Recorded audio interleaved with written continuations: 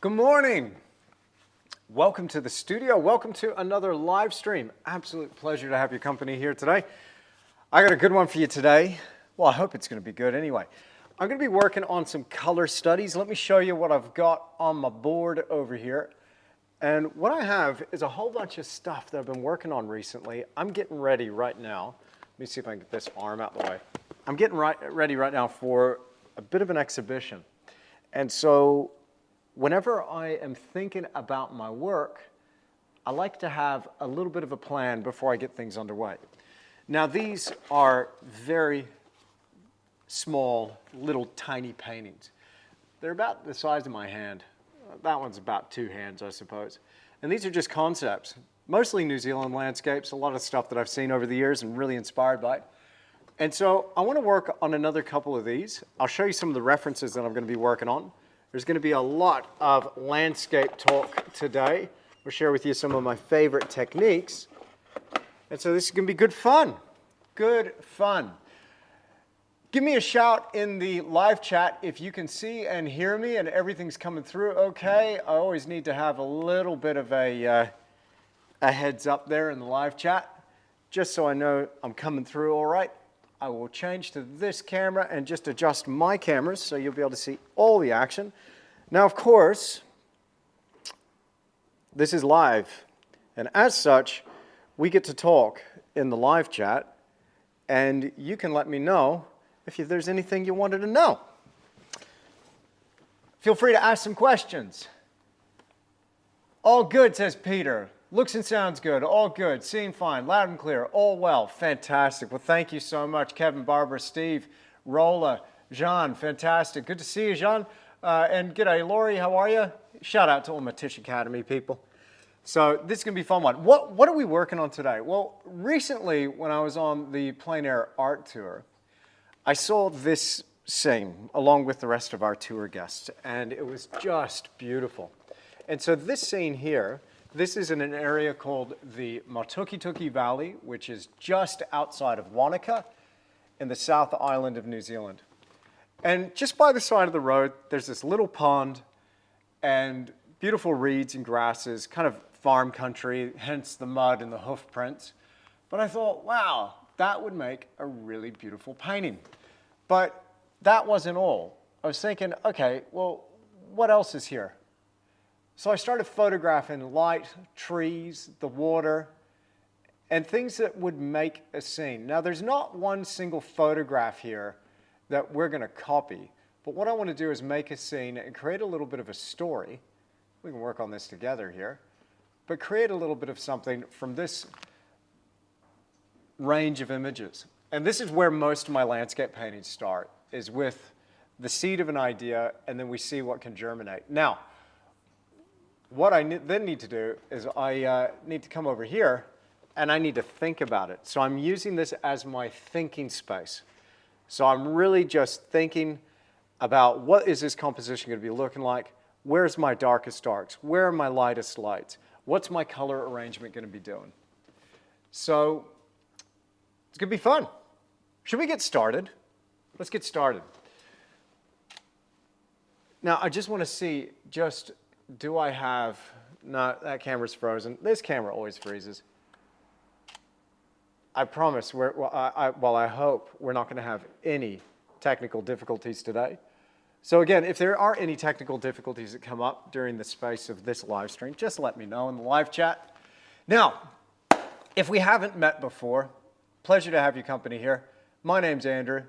I love to paint. I love to teach people how to paint. I love to talk about this stuff. I eat, breathe, and sleep this stuff. And so I'm here to answer your questions. The way you can get my attention in that live chat is with 3 capital Qs.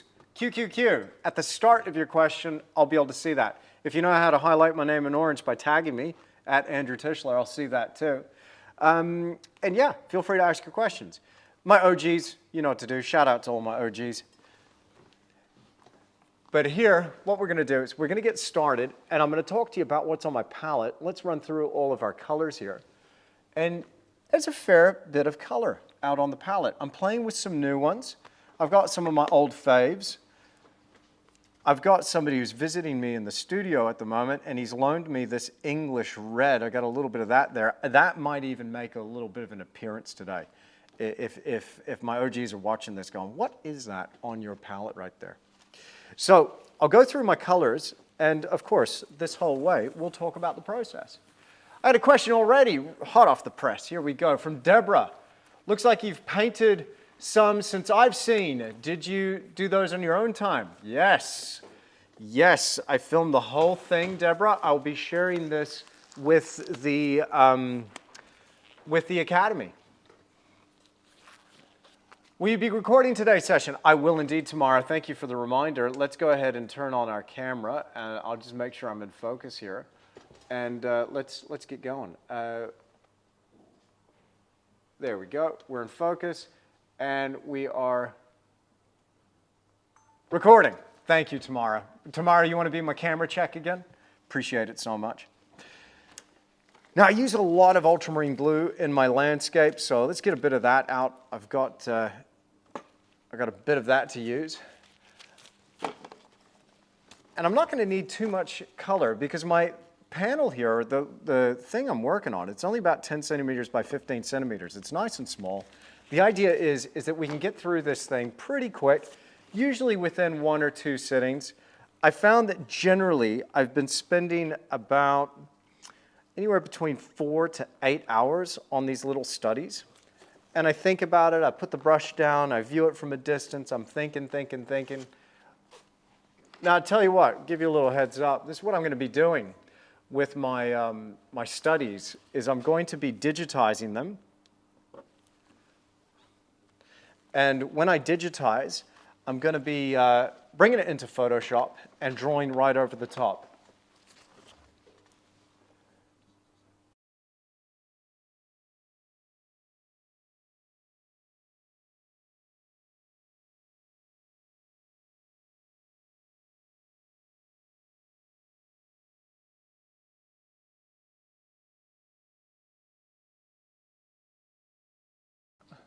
I had a couple of questions here. Another one from Deborah. I'm an Academy member, so I'll watch for them. Okay, yeah, you're all good. Excellent. I know you're an Academy member there, Deborah. Awesome. All right.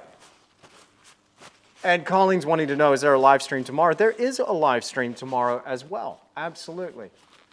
Hello, Sif. How are you?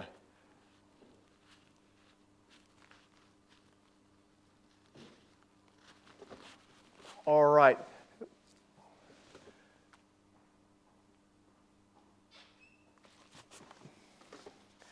Check your emails. We send, by the way, Julia, we send emails out to our Academy members. We do it manually.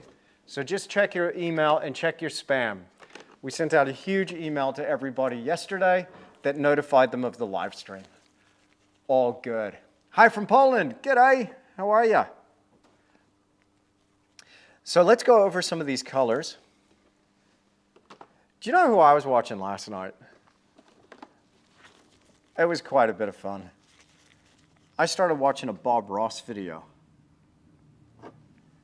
He just had a way about him. I don't know. I've had a lot of people say that I'm a little like Bob Ross. I don't quite see it. He's got more hair than I do. But it was fun watching Bob Ross last night. So today I might be channeling a little bit of my inner Bob Ross, if it's there. Hello from BC, Canada. Hello, Elaine. How are you? Finally made it, aren't you? Fantastic. Good to see you. Good to see you. Hello, Matthew. Matthew's giving some love for Bob. His voice is soothing, says Balsam. Absolutely. I agree. So I'm just getting out a little bit of this color here, and I'll talk to you about this, what I got on my palette. I'm extending it a little bit here from what I would have in my studio painting. I'm playing with some new stuff. I've got a little bit of Naples. That might make, I know, dangerous. This is the last tube of Blue Ridge Naples that I'm ever going to get because he doesn't make it anymore. But I got a bit of nickel yellow light and nickel yellow deep, and we're going to play with that. It's an oily color, so we're going to get a bit of residue there. Lots of yellows at the moment in my work, and I'm not going to be using all of them. permanently. I'm going to be mixing it up a little bit.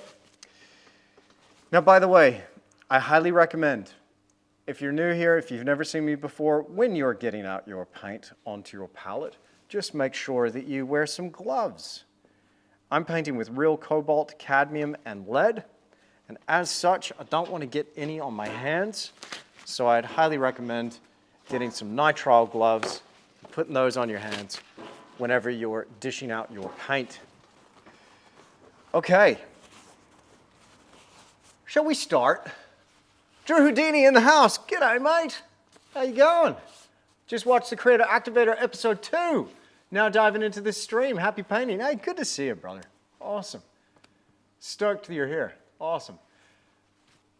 Yes, Kevin, there is a live Academy session tomorrow as well.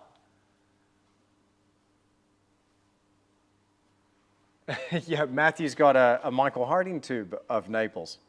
So let's go. Over here on the left, what I have is burnt umber. And then I have transparent red and transparent yellow oxide right there. 2 whites, titanium and Cremnitz white. I'm playing with these yellows. You don't need them. You can just jump straight over to the cadmium lemon. But here, nonetheless, I have nickel yellow, Naples yellow, nickel yellow deep. Then I have cadmium lemon, as I just said, and then we've got Indian yellow, cadmium orange, permanent crimson, quinacridone magenta, ultramarine blue right here, that nice dark blue, cobalt teal, phthalo green, and chromium green oxide. Now, sometimes when I'm doing a color study, I actually get out more colors than I normally do. I play with this, and then maybe on the bigger one, I might even reduce the amount of color. You don't need all these colors. What are some of the colors that I could feasibly get rid of and just shelve? Well, probably those 3 yellows right there. Maybe the cadmium orange and replace that with cadmium red light. The permanent crimson doesn't need to be there. I can do a pretty good job with that quinacridone and the chromium green oxide. So I've added here about half a dozen colors that I don't actually use all the time. But still, they're nice to have. I'll just set up this camera so we can see the canvas and the painting at the same time. Wouldn't that be an idea?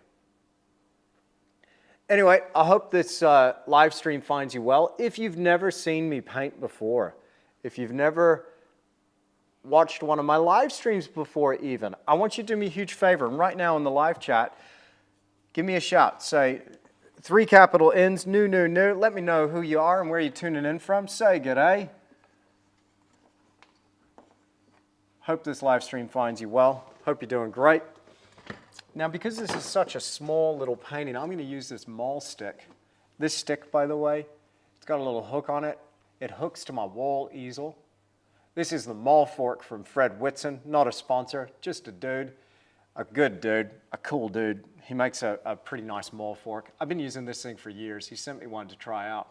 So I hook that up there on the rungs on my wall easel. Check out my studio build video if you want to know how I built my wall easel. And why don't we get a little bit of reference up on this screen here? There we go. That'll do.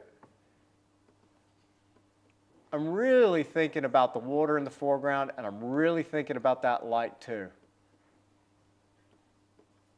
Okay. Oh, lots of newbies. Well done. Tracy, Fran, Liesel, Sensei 808, Romy, Chili Gringo, awesome. Ariella, good to see you. Barbara, fantastic. And Gordon, hey, well done. Frank, how long does it take to become an OG? So, my OGs. I've been painting, well, on YouTube. I started here on YouTube back in, Struth. When did I start? It would have been 2016, I think, was my first serious upload. I had a little video from an exhibition back in 2012. And so that doesn't really count, but I started uploading then. And so my OGs have been kind of watching from back in the day when I first had my first upload in 2016. That's the caffeination, by the way, the wobble in the line that you're seeing here. So nothing to it. What I really, by the way, this is so vitally important where you start your landscape. What I'm saying to myself is, it's a little bit airy-fairy, artsy-fartsy, lovey-dovey. I know. But I'm asking myself, hey, why am I even painting this? Like, what do I love? What is drawing me to this scene? Like, what's the idea really? And so when I'm thinking about this, I'm looking at this going, okay, beautiful light, beautiful water. It's one of those moments that you have out in the landscape. You know, is it a little, chocolate boxy? Well, maybe, but I'm kind of drawn to that stuff anyway. Like, I love a beautiful landscape. What's wrong with a beautiful landscape? What's wrong with a sunny, tranquil day? Nothing, all right? You do you. But what I loved about this was I love that depth. I love the clarity in the water. And I loved the brilliance of some of those green highlights of all these grasses and trees and reeds that were backlit. And I love the destination, which is, if you'll notice, in some of this reference material, I'm going to go back to my screen over here for a second. I want to show you this. Check this out. I'm going to go over to my screen.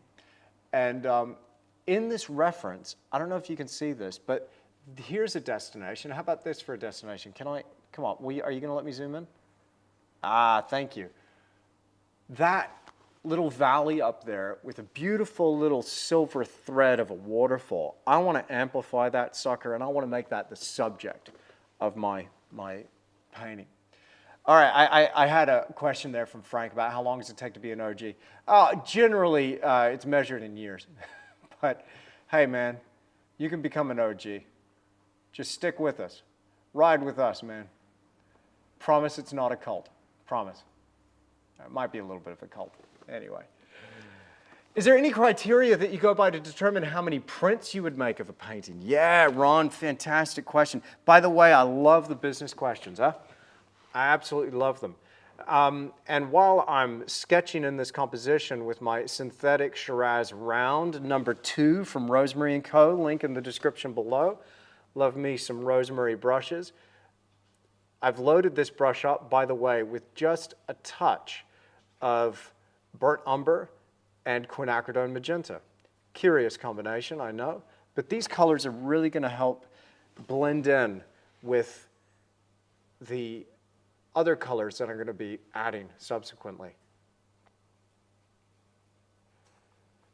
So sometimes a painting is worthy of a print. You're really proud of it. You've done something that you're like, wow, I think I want to have this out there for a while. I want to make some prints. I want to diversify, have some supplementary income, all that good stuff that artists like to do. So nothing wrong with it.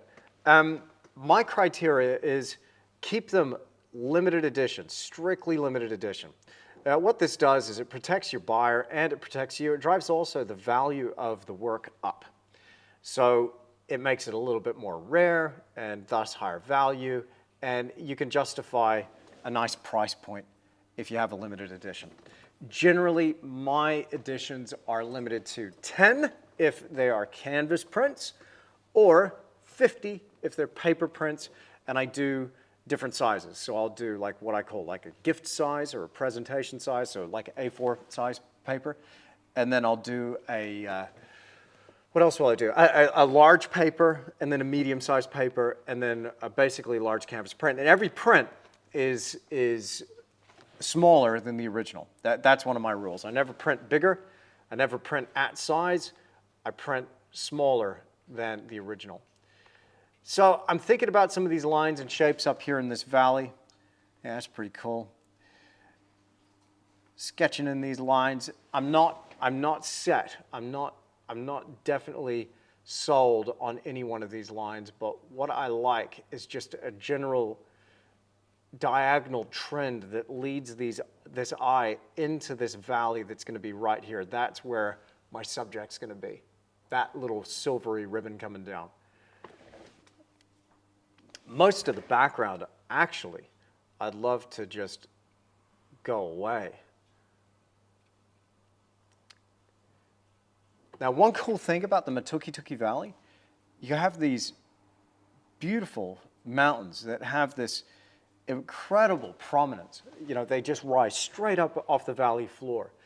And then in the little bit of floodplain that you have either side of the Matukituki River, you've got this farmland, and back in the day, the farmers planted willows, sycamore, poplars, pine, a whole range of different species. One of my favorite species to paint is the willow tree, and you often find it around the banks of our rivers here in the South Island, New Zealand. Totally introduced, but still, it makes for a beautiful composition. Now, I'm thinking about my arrangement of shapes. I'm generally thinking about a couple of things. I want to avoid 5 things when I'm composing a painting. I'll see if I can remember them off the top of my dome. It's been a couple of weeks since I talked about this, but I got 5 compositional don'ts. But the biggest one is that I don't like to put things in the center, diagonal center or vertical and horizontal center. As long as I mean, something's going to go there, of course, but I do think I want to put a cow in here, and I want to have some trees in here, but I don't think I'm going to be putting in here anything right smack bang in the middle, because what that tends to do is it weakens your composition, you see. I've got so many questions. I might not be able to answer everybody's questions today. I'm just going to call it now. But I got a lot of questions coming through. Keep your questions coming in. If I don't, for some reason, answer your question, if I happen to miss it, then don't worry about spamming me. You can do that. Just ask it again, and maybe I'll see it. All right? Please don't get upset with me if I somehow miss your question. What's an OG? You got to be an OG to know. Lucinda, what do you think about replacing Viridian green with phthalo green? I don't have Viridian, but they look really similar to me. I don't use Viridian, Lucinda. I use phthalo, and there it is right there. And I also have a little chromium green oxide right there. From Cynic, hi Andrew, would you be able to quantify how much paint goes into a painting of a certain size? Gosh, that's a good question. I have no idea. Cynic, it really does also depend on how you're applying paint. How are you applying that paint? Is it thick? Is it thin? What's your technique? Are you painting alla prima directly? Are you layering? This will determine how much actual material you're using. Very good question. Generally speaking, if I've got a heavy impasto technique, I will go through several 150 ml tubes. And I'm using the Blue Ridge 150 ml tubes. There's one right there. That's some titanium white. They're generally colors that I go through more than others. My white, burnt umber, and ultramarine seems to be the ones that I use the most of, and so they hence get used up pretty fast. So I'm thinking here, we're going to have a little bit of water here in the foreground. I've got a little bit of open space here in the foreground. I got a line of trees opening up in the midground.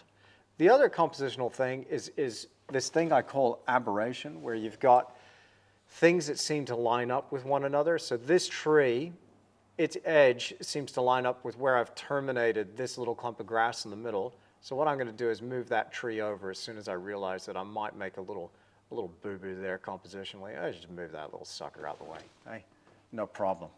No problem.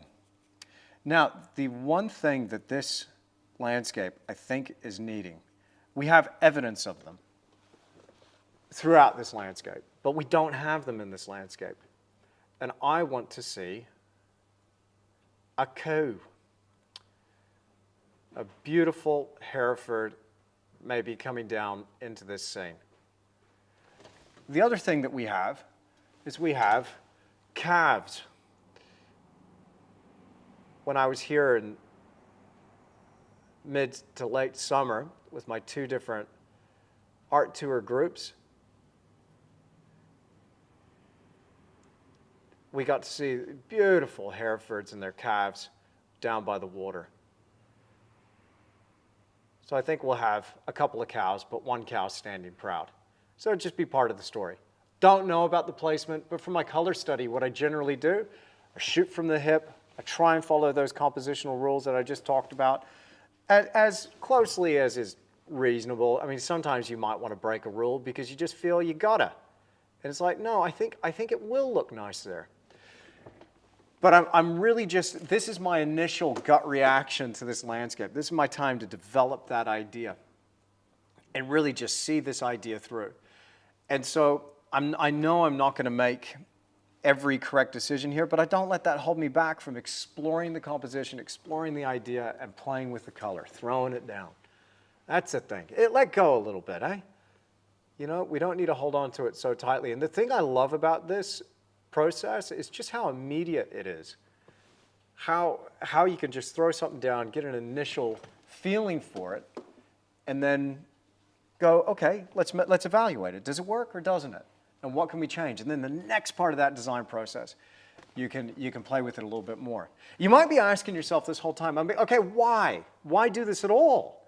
Well, the reason I do it is because when I'm painting this thing and that is measuring 2.5 meters across, I want to have done all my homework.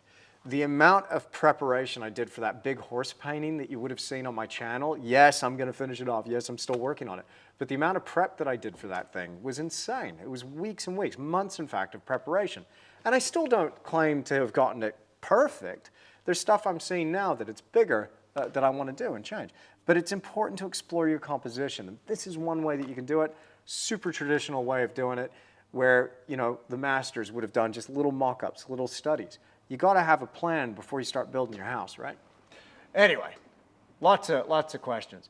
Is your current brush a round 4? It's actually a round 2. A round 2. And I have some phantom paint in the studio. It just got me.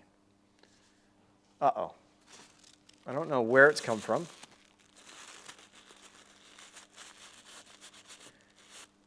I don't know where you are.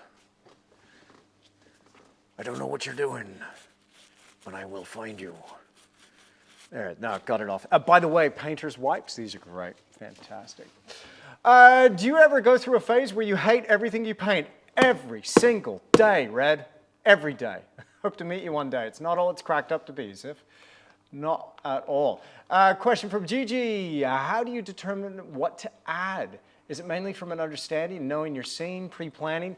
Gigi, fantastic question. So my painting is based upon my direct experience. I got this problem. This is the opposite of painter's block. It's this exhaustion from too many ideas floating around in my head. Because I'm blessed. I get to live in one of the most beautiful spots in the country. And it's absolutely stunning out here. And this scene is 2 hours down the road from me. Absolutely beautiful. So I go out in the field, I see these amazing landscapes. I'm like, dang, man, I want to paint that. And I put it down as an idea. But I'm forming the story out in the field. I'm thinking about, you know, the clouds, the light, the mountains, the depth. I see it as a studio painting. So that's one part. It's the direct experience with the landscape.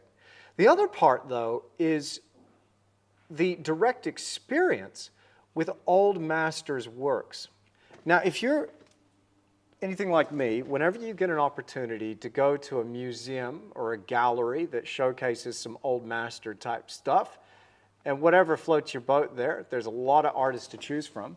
But I'm talking like historical works from the past. You go to a museum and you just geek out about the art. I'm thinking about that stuff. And I have my handfuls of favorites. But I'm thinking a lot recently about Victorian painting, so the Victorian era. And it seemed around that time, by the way, that there was really cool stuff happening in the UK, all across Europe, in Russia, in Australia. You know, there was just amazing groups of painters. United States, I mean, forget about it. You had these painters that were coming out of that era, and their landscapes, they still are with me to this day. Like, they're just so hauntingly beautiful. I'm inspired by that stuff. And so I've been standing there in galleries and museums looking at these originals going, oh, man, I would love to paint like that. I would love to paint that. And so I just file it away. So then you got your experience out in the field. You got your experience looking at these old masters. The two somehow overlap. And you're like, far out, man. You know, Percy Richards, he painted cows in the landscape. I'm going to do that, you know, but it's going to be original and authentic because it's based on my experience with this subject. He didn't paint New Zealand. He wasn't there. But I've got this cool thing in front of me, but I can think about that light, that atmosphere that he was able to capture. Anyway, I hope that makes sense, but that really drives me. Awesome question. Awesome, awesome question. Okay, I'm going to get out some brushes now. Let's get some color. I've lined up my composition. Pretty okay with it. It's okay. You know, we can move stuff around as we go. Now, I like to use brushes that are slightly bigger than I feel comfortable with on a little painting. So these ones here, this is a synthetic evergreen long filbert number 4. I got 2 short flat series 274s, both of them number 4s, and I've got 1 long filbert eclipse, and that's a number 4 too. So I should be able to travel pretty quickly. Now that I've lined up my composition, you might be thinking, but that's still really wet, and you've got this burnt umber quinacridone magenta combination. What's going to happen there? Well, watch how these colors actually blend with what I'm about to put down. From Liesel, how different is your mindset and approach when doing these studies compared to plein air? Ah, very good question. Well, plein air, I would be thinking tonally immediately. And actually, I have been doing that, Liesel, with some of these color studies. I've been practicing my plein air technique. Seeing as you brought it up, why don't we do it now? So one of the things I would do out in the field is I would go straight from my darks and I'd lock in my shadows. Why? Well, because your sun is shifting so dang fast in that sky, and your entire scene is changing. It's changing. You know, it's not going to hang around for you as much as we'd like it to. You know, a photograph, of course, will isolate everything, lock it in place. You can take that back into the studio. Point, click, you're good to go. But when you're painting plein air and you're mixing these colors, you got to be fast, man. You got to be fast. So what you do first is you start mixing up some of your darks. And you might be going right now, well, hang on a second. You're mixing up some blue there. That ain't dark. No, you're right. That's pretty light.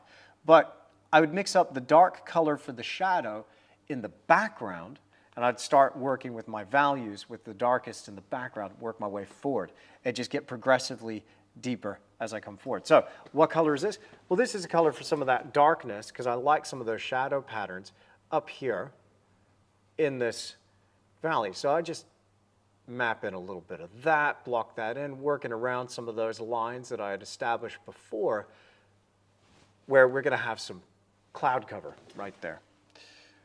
Good question. Yeah, still going there, Tamara. Thank you so much. What light do you use that's above your palette? Thanks from Utah. This is a little cheapy LED desk lamp that I've actually pilfered from a friend of mine. So I saw that. I'm like, oh, wow, I'm having that. I'm sure he knows that I've got it, but it's quite handy, yeah? But it does cast a little bit of a glare, which can be annoying. It's got a white function, so it's got like cool blue, warm, and then white. My camera ISO or white balance is automatically set. So, good thing that I caught that question. If you have a question, put QQQ at the start of the question. I will see it. And I'll make sure I answer you promptly. So it looks pretty light on the palette, but pretty dark here. And one thing's important. We need to establish some sense of context. Now the context here on the palette is I got that neutral gray background, right? And with that neutral gray background, I'm able to see, does this need to go darker? Does it need to go lighter? I'm able to contrast and compare what's going on there with that dark gray that's behind my palette. It's just neutral gray spray paint sprayed to the back of that glass palette. I can see exactly what's going on there. And then I can be able to gauge value pretty quick and color pretty quick because I am judging it against something neutral.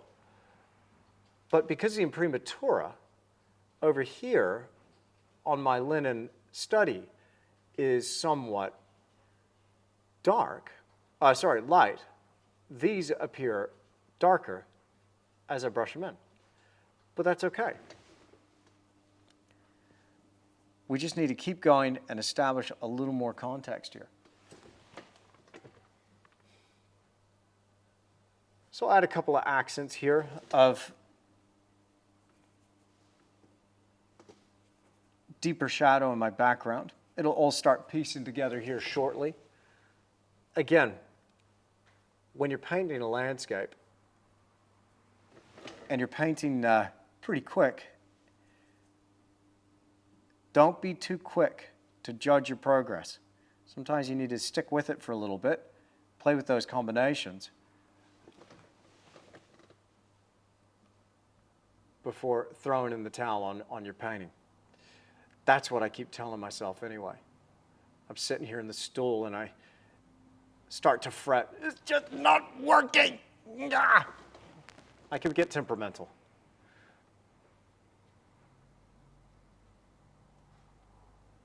Now my combination here predominantly is white, ultramarine blue, and a touch of quinacridone magenta.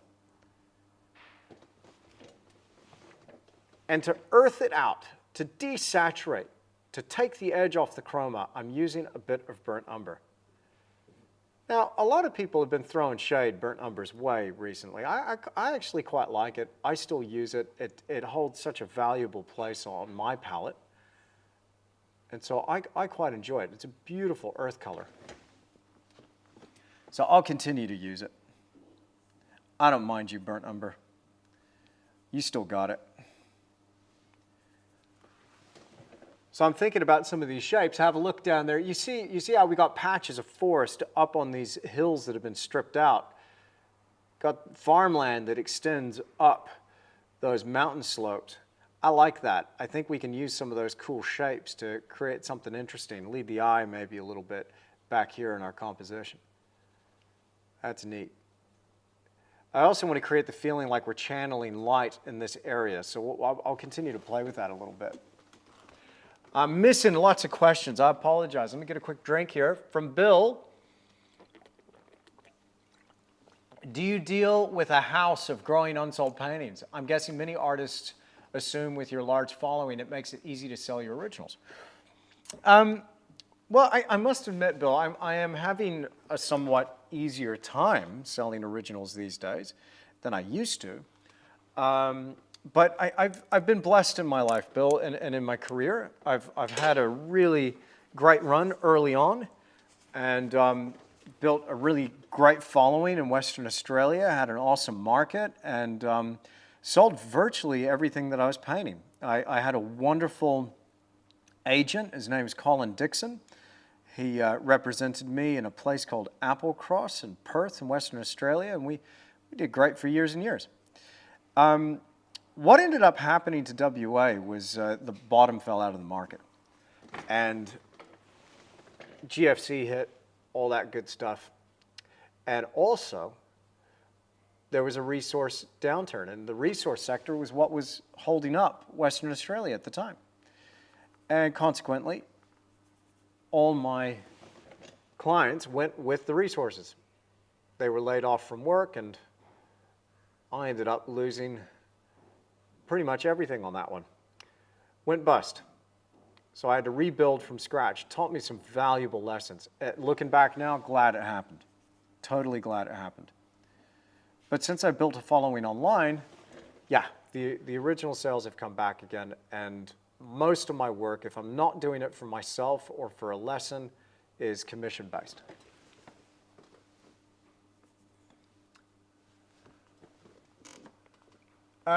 Is it important which brush you use? Na school. It depends what technique you're going for. I think it's important, but look, you can, I think it's important to use a good quality brush. More and more, I'm playing with these Rosemary & Co. Series 274s. I like them, especially on a very fine weave linen. Here I've got a super fine weave linen. I'm keeping the paint relatively thin. One of the things I talk to my students about over on the Academy is, hey, you, keep loading that brush. Keep paint on that brush. Don't expect any one brush load to go too far. Keep loading that brush. So look, I painted with cheap brushes for years and years and years and just treated them like they were disposable. I then invested in some really good quality ones, ended up doing okay with those. When I switched to the Rosemary & Co. though, I kind of started to get a bit precious, started to take really good care of my brushes. I always took pretty good care of my brushes, but try to take better care of these. But they are a beautiful brush. They're a very good quality brush. But I am using synthetic, I'm using bristles, I'm using rounds, flats, daggers, you name it. So it just depends on what technique you're going for. Do you do wrist exercises? I just exercise full stop, Michael, but I don't focus on my wrist. It just happens that that gets worked out while everything else is getting worked out. I do big compound movements. That's what I do. And it's very good for the mind when you're an artist. So I highly recommend it. If you don't have an exercise regimen, get one. I think it'll make you a better painter. But painting more makes you a better painter. So let's get into it. I am darkening significantly my green.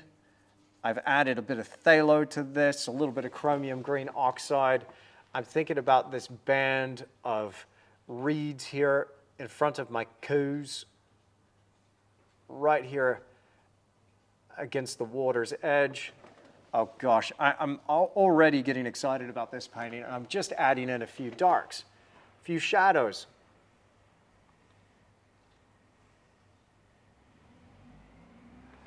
Lovely stuff. What are the blues on your palette? What are your thoughts on cobalt blue? Love cobalt blue. I've got ultramarine cobalt, cobalt teal, permanent green 28 or permanent green 50. Those are your chemical notes that will get you to a real true cobalt teal. I prefer it to cerulean. It's a nice clean color, very close to cyan. So check out the Blue Ridge cobalt teal. Highly recommend it. In fact, all of these oil paints here, every single one of them, with the exception of that English red, which is Old Holland, everything else here is Blue Ridge. I pretty much only use Blue Ridge. I absolutely love what Eric Silver is doing over there in North Carolina. He's a color wizard, that man. So that's what I'm using. But yeah, love me some cobalt. It's very handy for skies, for some shadow colors. Again, it really depends on what you're painting, but that's what I like to use. What's the story behind moving down under back in the day? James F. Check out my studio build video. There might be a little bit of explanation there on why the move down under. I mean, I'm Texan born. You probably could hear a funny accent there. But I'm Texas born, and I grew up in Wellington. I think from memory, I was 6 when we arrived, so it would have been 1989.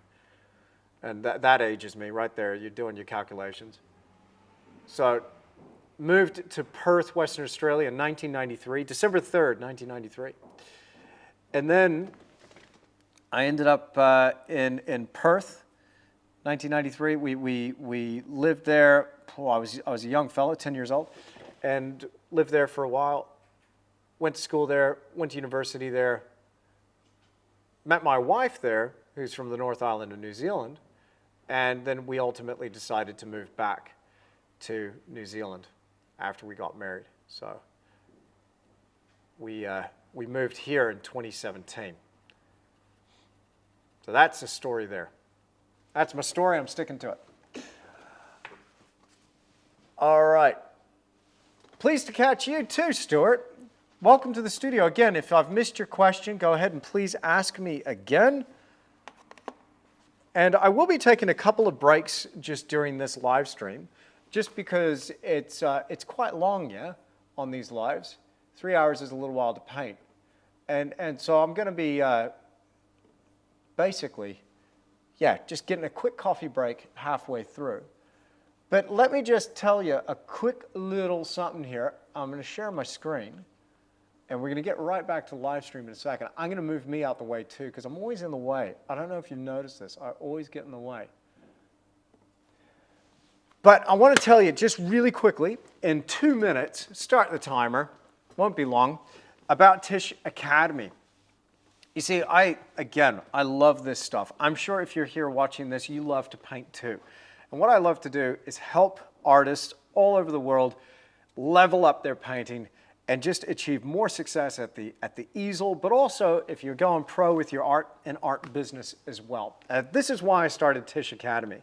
And so many exciting things are happening on the Academy now. We're now, this year, expanding that Academy, and we're taking on other artists. In fact, I have another artist right now in the gallery as a makeshift studio space filming a traditional portrait painting demonstration. He's doing awesome. And so we'll be revealing that and announcing that very, very soon. But right now on the Academy, there's over 350 hours of content. We've got a thriving community. This is the best thing about the Academy. A thriving community of 3,000 members and counting. And it's an awesome place to be, to mix it up with people that are like you, that love to paint, love to draw, and want to improve.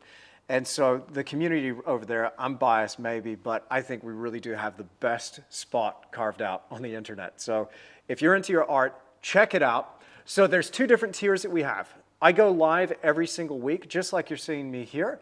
And it's a smaller group for sure, but it is just awesome time painting live every single week with my Academy VIP students. And then if you just want to watch some of the tutorials and just dip your toe in the water and just go at the normal studio level, that's there too. So it's 25 bucks a month for your Academy VIP or 15 bucks a month for the studio tier. But check out all that stuff on the left that you get. You get hundreds of hours of content, full tutorials there, critique videos, your weekly live stream with your Academy tier, art business course, and of course the exclusive community. We've just started up our internal newsletter, which is loaded with information and articles as well. It's awesome. I'm going to ask my OGs and my Academy students, just hit us up and let people know what you think of the Academy. And of course, I'm going to be seeing all my Academy people tomorrow in tomorrow's live stream. So have a look here. There's some folks right now on the live chat letting you know about their experience. I didn't pay them to say this, okay? They're just genuine people that are enjoying their time there on Tisch Academy. So that's not all. Look, there's no lock-in contract. So you can cancel at any time. It comes with a 30-day money-back guarantee. And don't just take my word for it. Like, I really believe in what we've built here, and it has taken a community to build this. But I really believe in it so much, I'm giving a 7-day money-back guarantee. You cancel any time within that 7 days. Or no, beg your pardon, what am I even saying? 7-day free trial. 7-day free trial. You cancel within that 7 days, you're not charged anything. So you literally have nothing to lose. Just give it a go.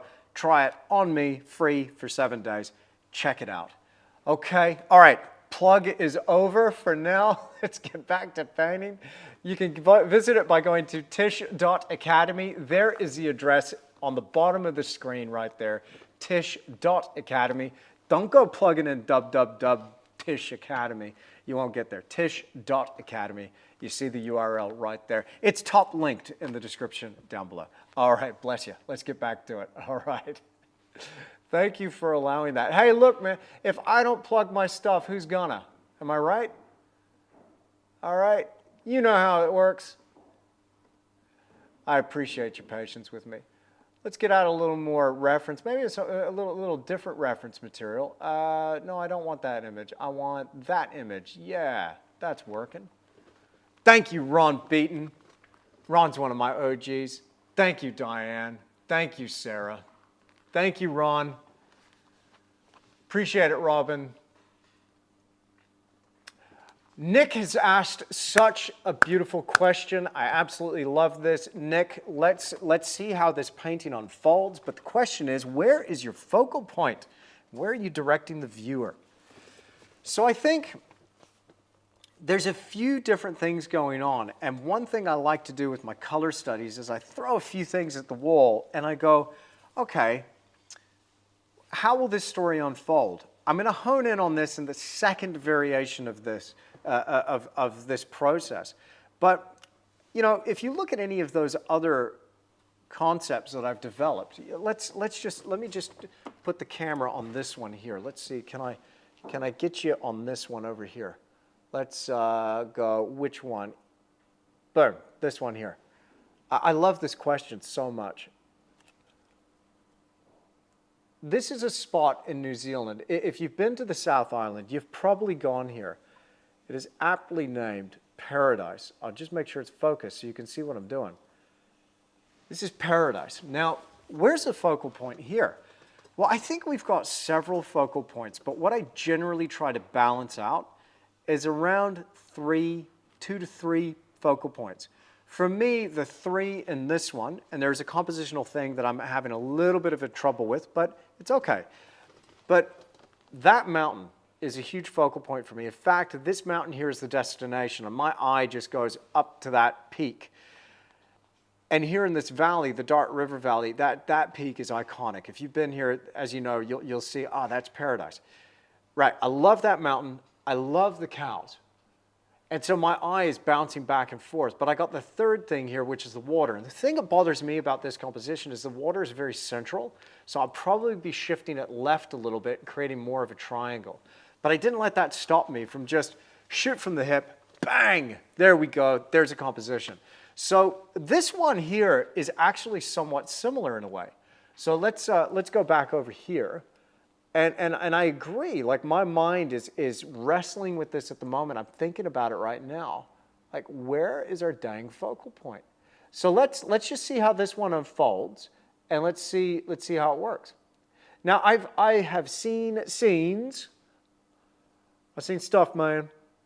I've seen things, paintings in museums and galleries that have a lot going on. And there might be a lot going on here. But what I'm thinking is valley is the destination, cows here in the foreground, and then maybe something with this water out here. There might be another pool. Maybe it's the trees. I don't know yet. I don't know. Let's get crazy. Hello, Sherry. Sherry just got here. Hey, no worries. Better late than never.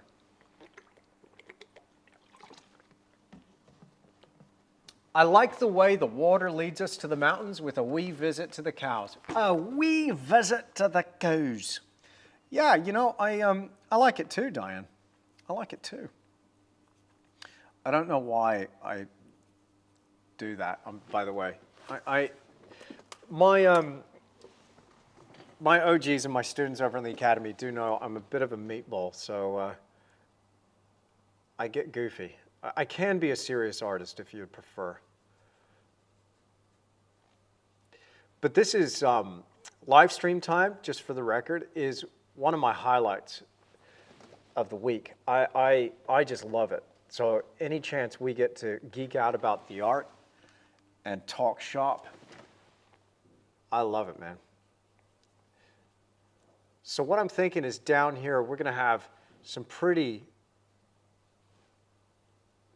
significant reeds and weeds.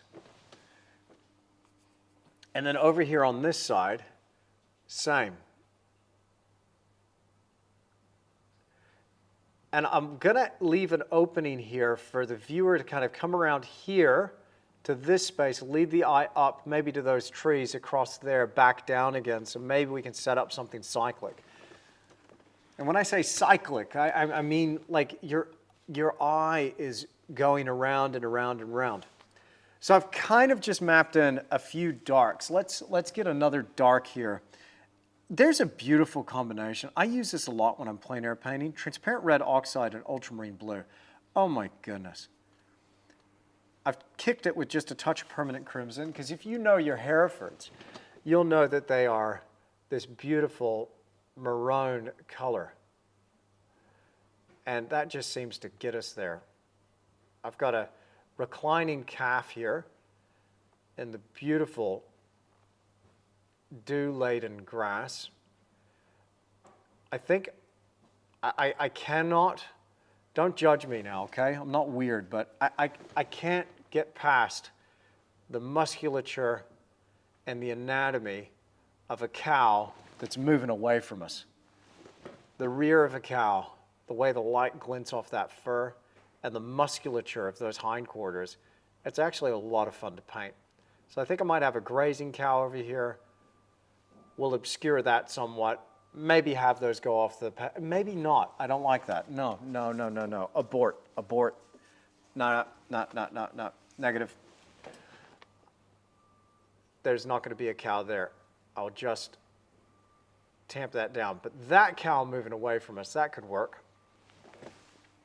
And then we have a cow side-on profile.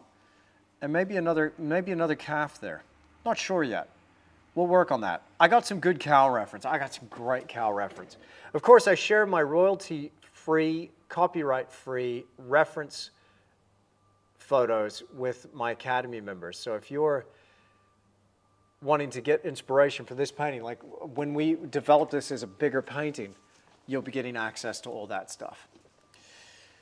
Okay, that brush is now pretty screwed up with all that green that I put on there. So good thing I got another fresh Series 274, number 4 flat. It's in or it's out. Sarah, it is out. Do you paint to sell or paint what you love first? Sarah, beautiful question. I paint what I absolutely love to paint, but here's the deal. Sometimes you got to eat and you got to pay the bills. And so I do take on commissions, but I will only take on commissions that seem to align with my artistic values and what I love to paint. So I won't just paint anything, but I will take requests. Now, is it as fun? No, it's not. If I'm honest, it's not as fun to paint a commission than it is to just play and paint for yourself. But I have to get in a frame of mind where I'm thinking, what is it that I really love about this? What is it about this scene that really, feels good to me? Is there something about the light or the atmosphere that I could really get into here? And if I find something about it that I love, then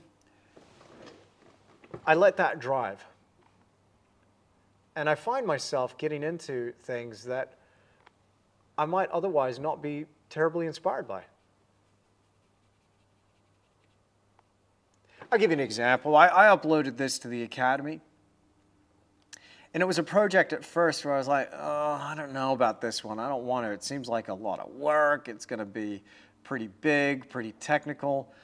But as soon as my client said, look, I want this waterfall scene of the Kimberley, beautiful, pristine wilderness scene in the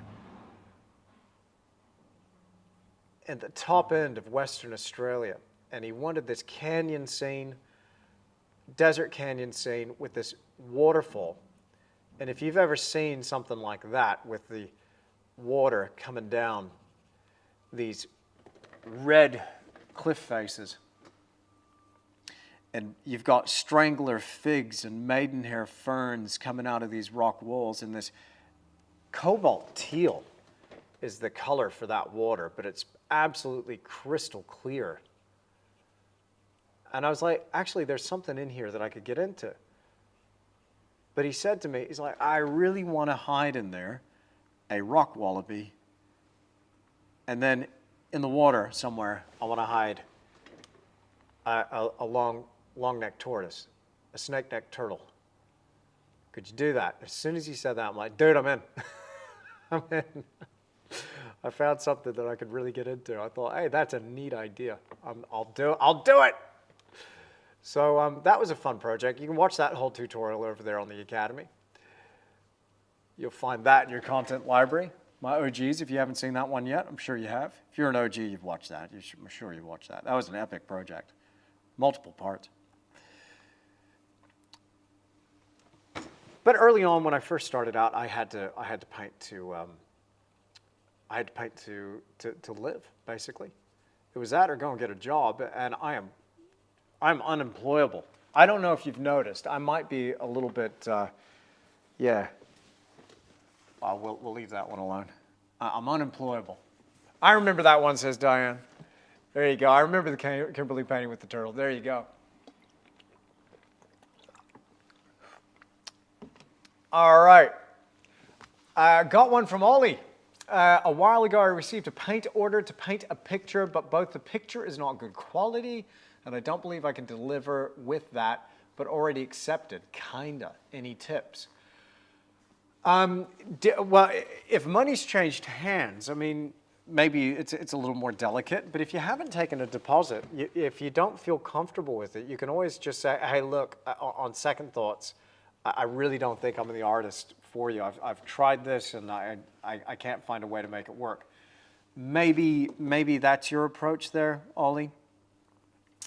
If it were me, I would get into a design process and just see if I can make it work. I do a lot of paintings from very bad photographs. I mean, hello. The one on the left is a little overexposed. The one on the right is underexposed. But hey, we get there. We're painters at the end of the day. We don't need to copy the photo. Use that photo. Use that photo and see if you can use it to create something interesting that captures the idea. You can also use supplemental reference, you know, depending on what it is. Maybe a little bit more information there might actually help. So spell it out for me. What is the project? And maybe that could help. I get a lot of requests to do portraits, family-style portraits of people that are no longer with us. And most of the time I turn those down, but if you were to do something like that, let's say it's that sort of project, you can always find a way to make it work with references from a stand-in, somebody who could pose for you wearing something similar. So at least you can get the light. You can get maybe the folds of fabric in a particular garment.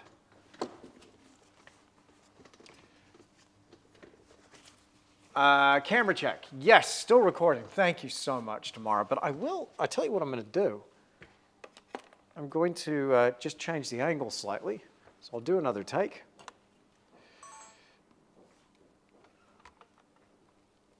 Hey, thanks again for being here. You could be doing all kinds of things, but you're spending this time here in the studio with me, and I appreciate it. Whether you're watching the replay or you're watching the live version right now and you're talking to me in the live chat, appreciate you. Thanks for spending this time. If you're not already subscribed, please make sure you're subscribed to this channel. Have the bell notification icon clicked. Click that bell so you're notified when I go live next time. And also you'll be notified when I upload another video. I don't know if you've noticed, we've been pretty good on the uploads recently. Long may that continue, God willing. We got a lot of content planned to be releasing on the channel this year. Lots of tutorials, lots of cool stuff coming your way, lots of different projects. A lot of variety coming out of the studio these days. Always keeps it fresh and interesting. But again, appreciate you so much. Thanks for being here.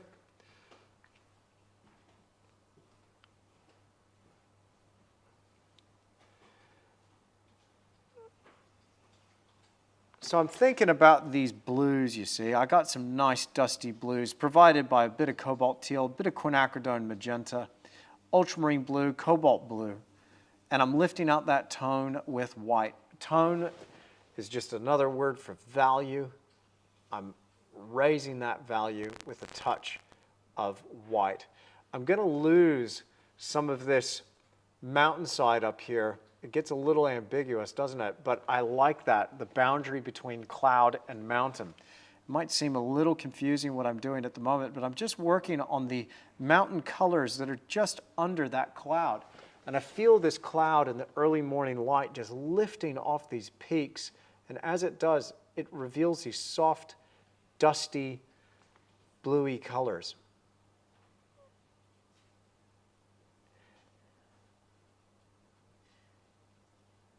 And so I'm working around some of these lines that we had established previously.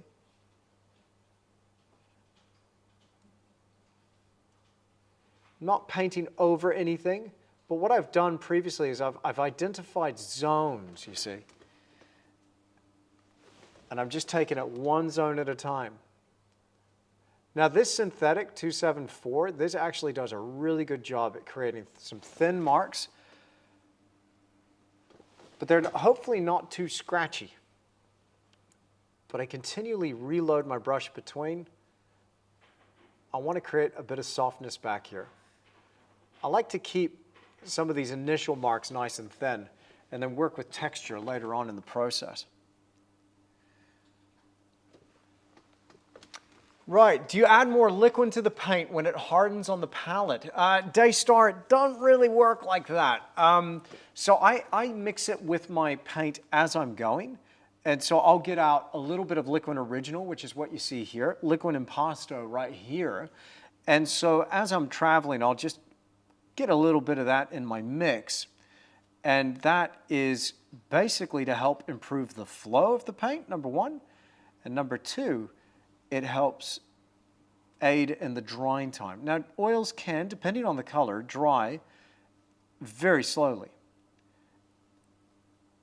But the liquid effectively helps us dry within about 24 hours. Now, it's just a surface dry. It's not a total through and through dry, but it does really good with the making oil painting just a little more forgiving.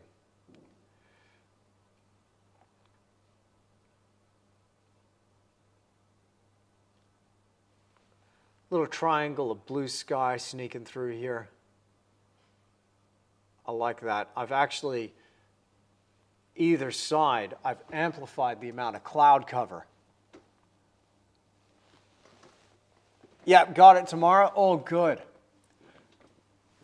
I've increased the amount of cloud cover, and so what I'm going to do is just have a little moment of hope that's bursting through there.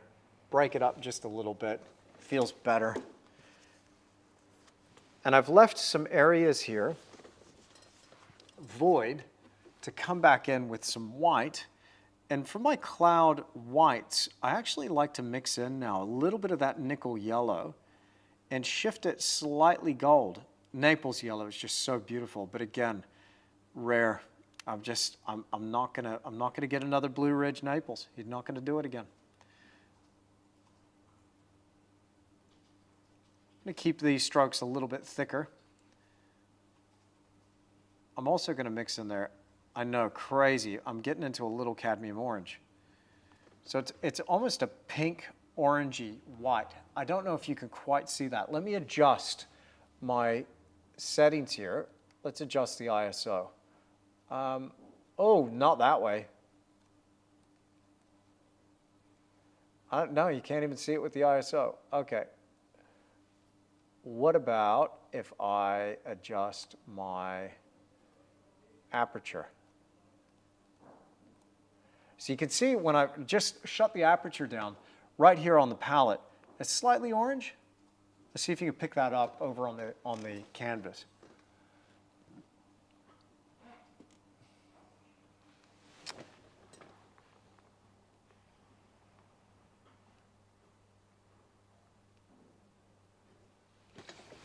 So I'm just going to start adding in a few of these cloud highlights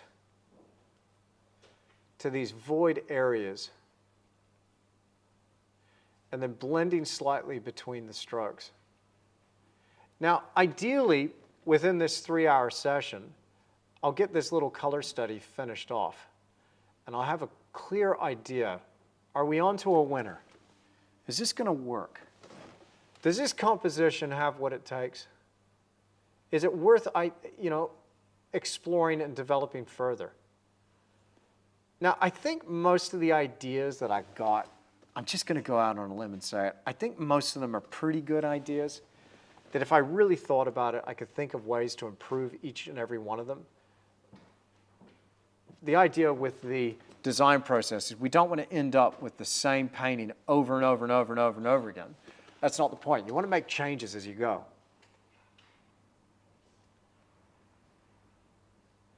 Now, I have a process for that. I have a series of questions that I'm asking myself as I go. Important to start off with what's positive. So we need to ask ourselves, what is working here? What do I love about this? What can I get behind? Then we ask, what's not working? What do I need to change? Need to move something left, up, right, down, diagonal? And then what if? What if I did this, that, or the other?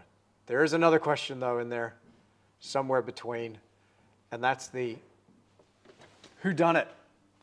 Who painted something like this that I might be able to look at and be inspired by?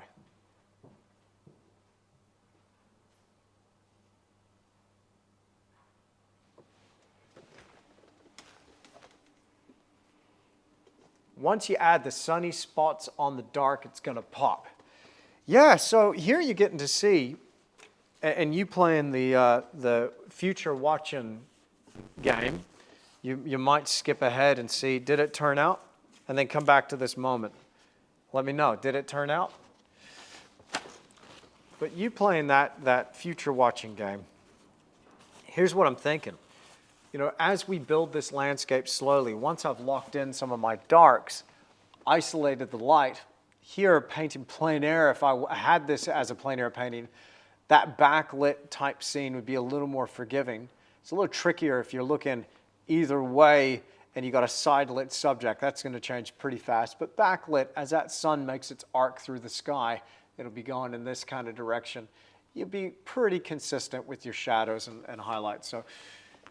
But once I start knocking in everything else, I'm going back into that background, working my way forward. And what I'm going for is that sense of light and atmosphere. So at the moment, it's pretty cool, pretty blue. That's all right.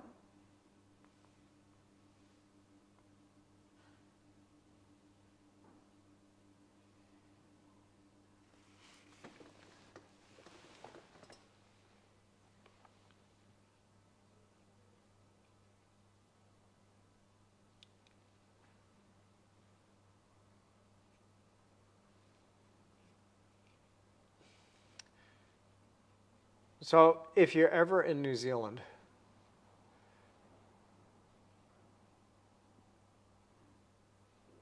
you should totally come. I'm going to be having a solo exhibition next year. The venue, we're just still working out, but I'll announce it on my mailing list. And maybe, just maybe, you'll see a big version of this painting at that show.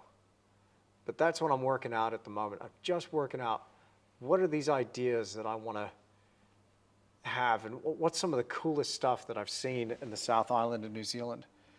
And I love these super kind of traditional looking scenes. They look like they're,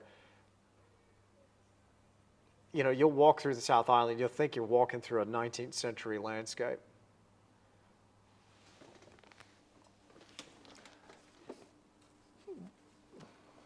Why do I turn down orders for portraits? Oh, Lucinda, sometimes I get a little bit too many requests. There's a lot to do, you see. So currently I've got about a year's worth of commissioned work that I'm woefully late on some of these projects because the paintings take a lot of time and I'm keeping up to date with a pretty full-on content schedule as well. Fortunately, my clients are insanely cool and they understand. So it's been a little bit tricky balancing everything, if I'm honest. But we're getting there. All right. I'm going to use, where's my brush that I had before? There's a lot of green and red oxide on there. That maybe is not going to be the right brush. I think we use this brush. Just 1 second.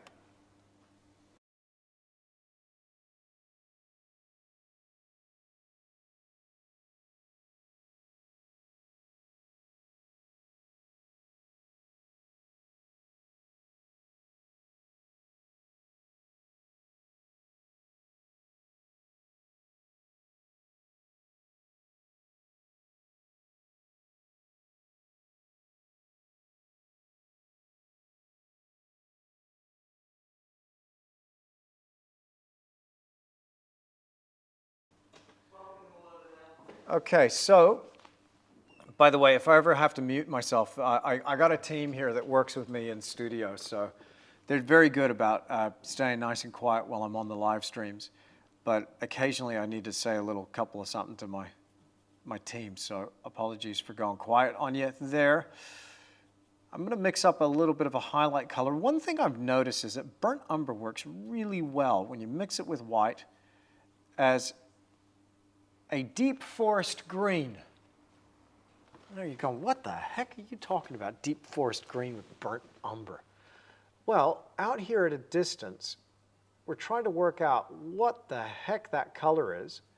And on my plein air tour that we just had, a lot of my students were going, how the heck do you mix that color? What is that color we're seeing? Check out the colors that I've just added up here to this mountain slope. Does that not look to you like a green? There's a little bit of yellow in there with the blue, sure. But that deep burnt umber, that makes something that's very reminiscent of forest in the sun at a vast distance. Now, I don't know about you, but that's exactly what it looks like to me. And I'm sticking to it. All right. Will I be selling these studies, Matthew asks. Potentially. It looks like one of them has already found a home because young Ben, who's here, let's call it an artist in residency, he took a shining to one of these, the one with the cows. So he might end up with one of those. But potentially, Matthew, it can be arranged. Go ahead and message me on the Academy.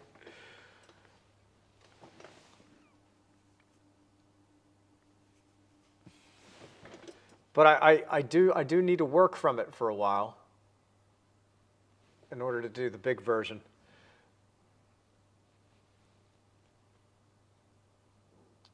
But I was talking about the color, and you know, it is a bit tricky trying to work out what those colors are. When I'm working at a vast distance, like the distant mountain that you see here, we need to keep those colors muted. We need to keep our chroma limited. We need to desaturate. When we do that, we stand a better chance at pushing this back into the distance. But what really is coming into play is a point of difference between what's going on here and what's going on here. And if we create a difference between those two, less colorful, more colorful, our brain says, hey, that's further away than that. Interesting.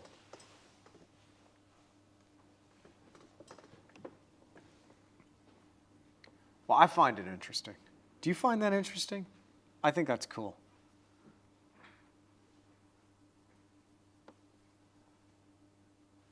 Hey, James F.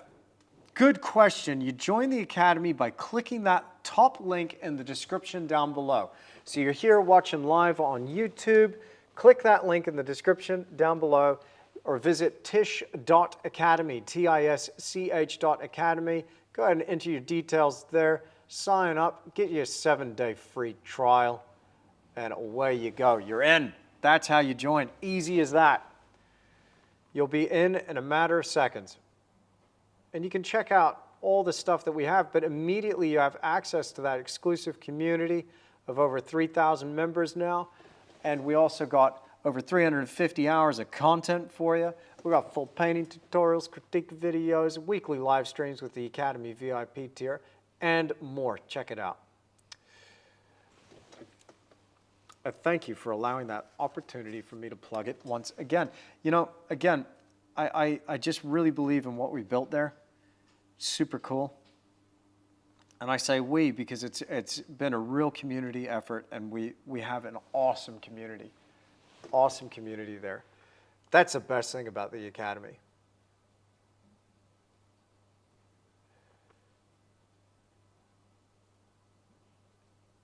Now I'm going to allow for a little bit of ambiguity here in the background and just map this in with a color. I'm blending slightly between strokes. This is a technique, you know, that's more akin to scumbling, what you just saw me do there. But I will do that on some of these smaller studies. I'll just push that paint around. and scumble it in there. As long as I'm getting the color down and it's reading well in terms of its value and its color, I feel okay with it. I can't believe we're coming up to the halfway point. I better get a wiggle on.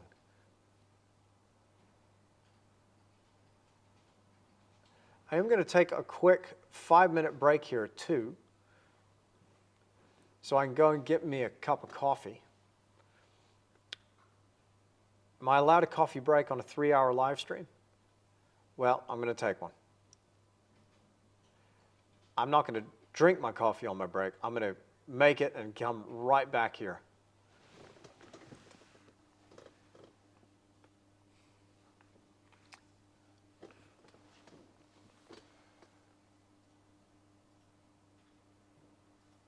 Okay, how do I know what size to make the cows? That's such a fantastic question, Deborah.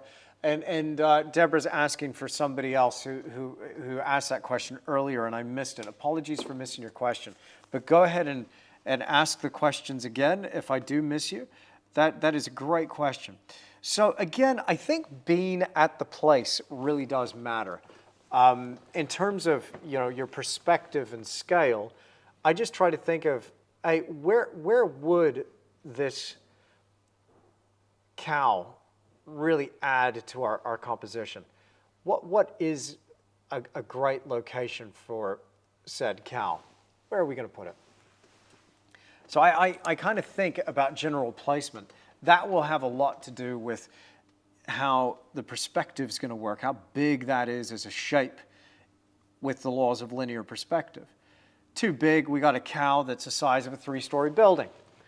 Too small, it's the size of a house cat.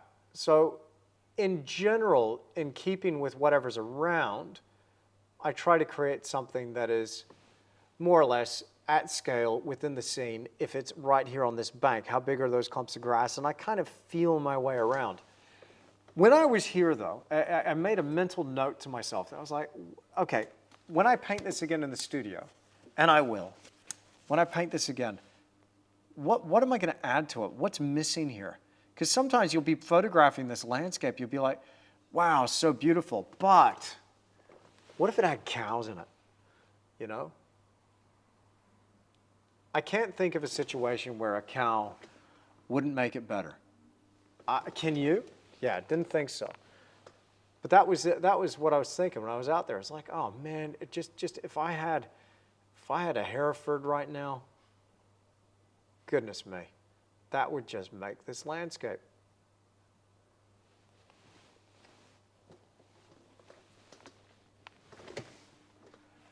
That's just me.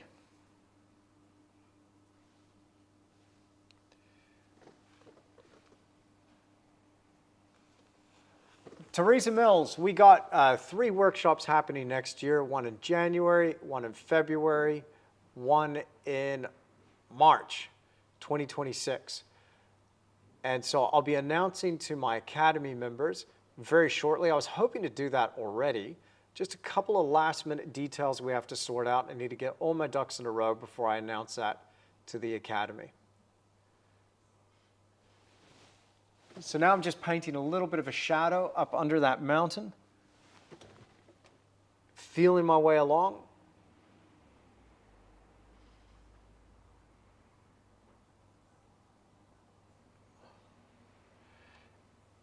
And then along that boundary, just blend ever so slightly.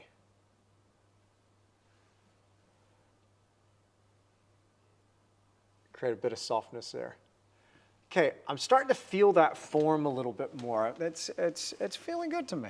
I hope it is to you too. A little bit of a mountainy slope.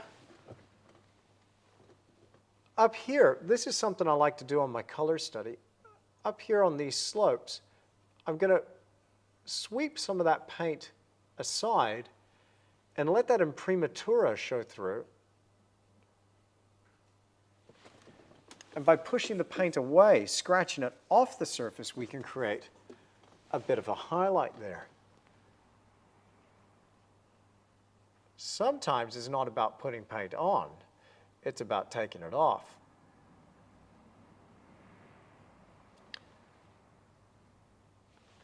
just a little bit.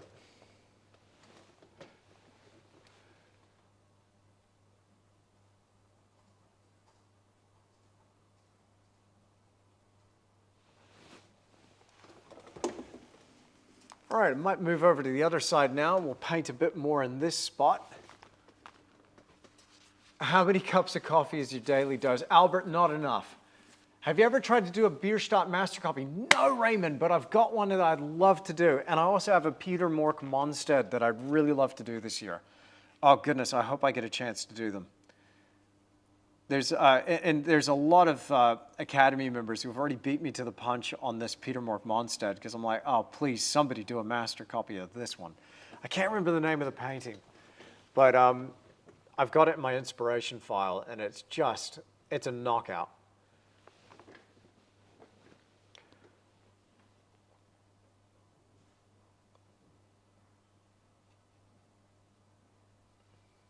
Little foothill here. And on this foothill, I'm just removing a little bit of paint from the top, brushing across.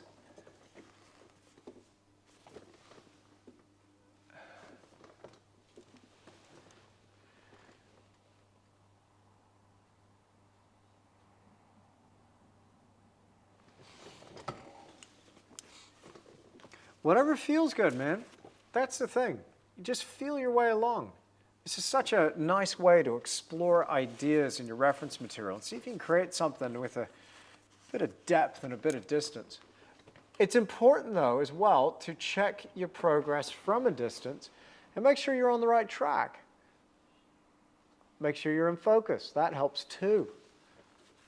But when I step back, I'm like, okay, how's it looking? I think it's got what it takes. I think it's got the makings of a nice landscape so far. Might need a little more direction up in here, but I like how we lose the top of the mountain through that cloud that's just sitting there and the light's filtering down through. I think that's cool.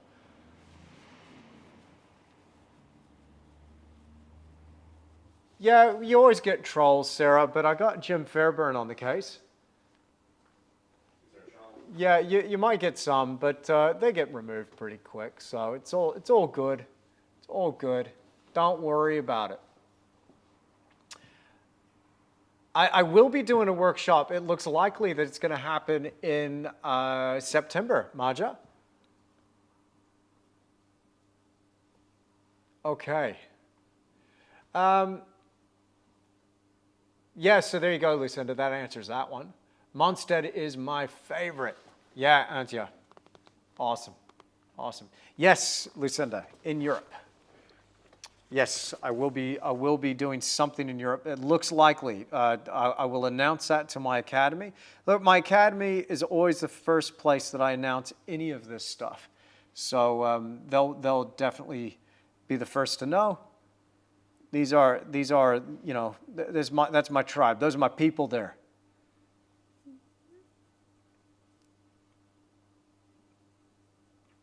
So jump on board, join us. So this highlight here, I really love this color, and it's got a little bit of magenta in there, so a bit of warmth. When I'm thinking about grass, and this is a challenge that we had out in the landscape, you see, is that we were painting yellow grass on these mountains, but if I painted this yellow, it would come too far forward, and I'd absolutely kill my depth. So I'm going for something that's warm.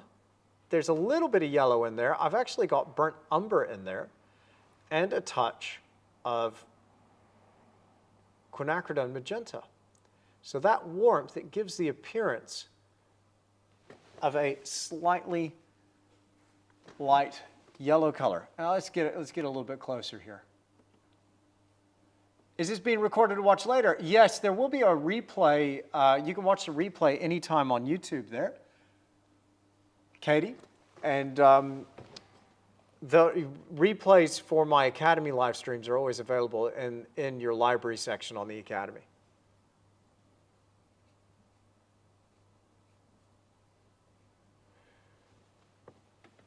Sometimes a color won't make sense until you get a little bit more of it out.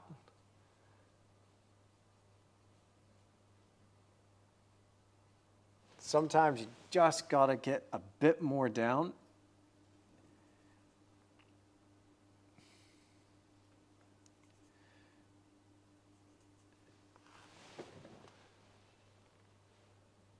And again, continuing to view this from a distance, that can help. Seeing if you're on the right track. I love the shape of some of these bald hills. They're kind of cool. They form these natural terraces, and the top lip of these terraces, they catch a bit of a highlight. I'm looking forward to communicating that on the bigger version. I tell myself as I map in a couple of these shadows.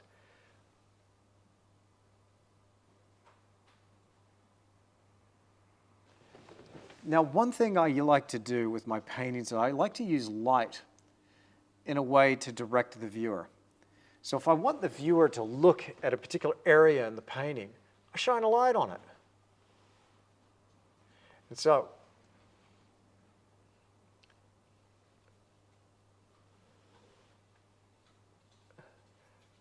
that's what we're going to do out here.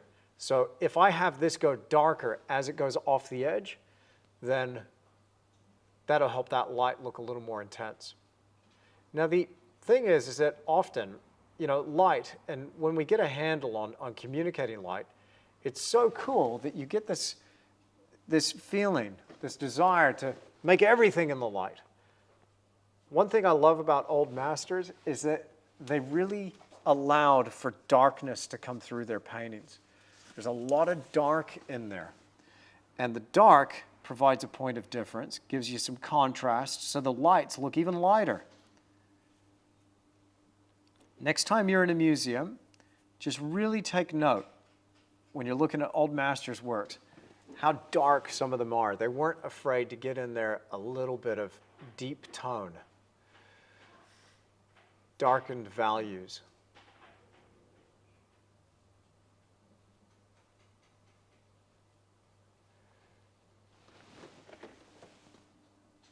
Yeah, it still is there, Tamara. Thank you very much. There you go, Sarah. That's a good idea. It'll be France, Maja. It'll be France, south of France. That's what we're looking at the minute.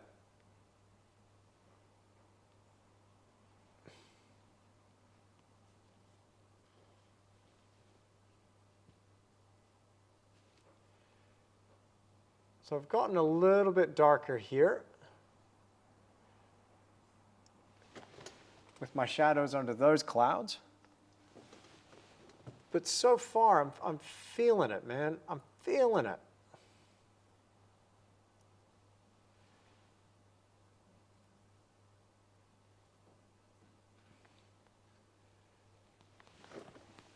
I hope you are too. I hope you're enjoying this. And by the way, I haven't asked you to do this yet, but if you haven't done this already, click the like button, would you? It'll help get this video recommended to more people. I'm going to be doing more and more of these live streams, so I hope you enjoy them. They're all going to be a little bit different. We're going to be doing landscapes and portraits and still lives and all kinds of cool stuff. So help me reach more people. I can't do it without you. That's why they call it social media, right? You share it with the people. I really appreciate it. So if you're enjoying it so far, if you're coming away with a few techniques, if you're liking the way those mountains are receding and the clouds are lifting off some of those forms, then click that like button for me. Appreciate it. By the way, not that I ever go for these, but I always appreciate them. But I think it's available to super chat. So if you want to super chat me, that's cool too. It goes to the Artist Coffee Fund. It's a worthy cause.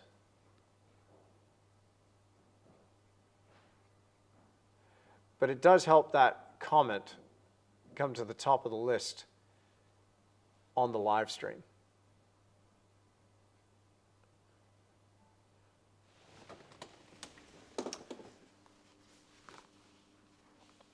Ah, thank you, Davina. Awesome. Yep, still in Lawrence, Bill. Still in Lawrence. Not for long, though. Greek Islands Workshop. That sounds awesome. Starving Artists Collective. All right. I hope you're enjoying it so far. There's a couple of little spots here that I'm gonna just nip in the bud that are kind of bugging me right now. Just a little bit of that imprimatura showing through.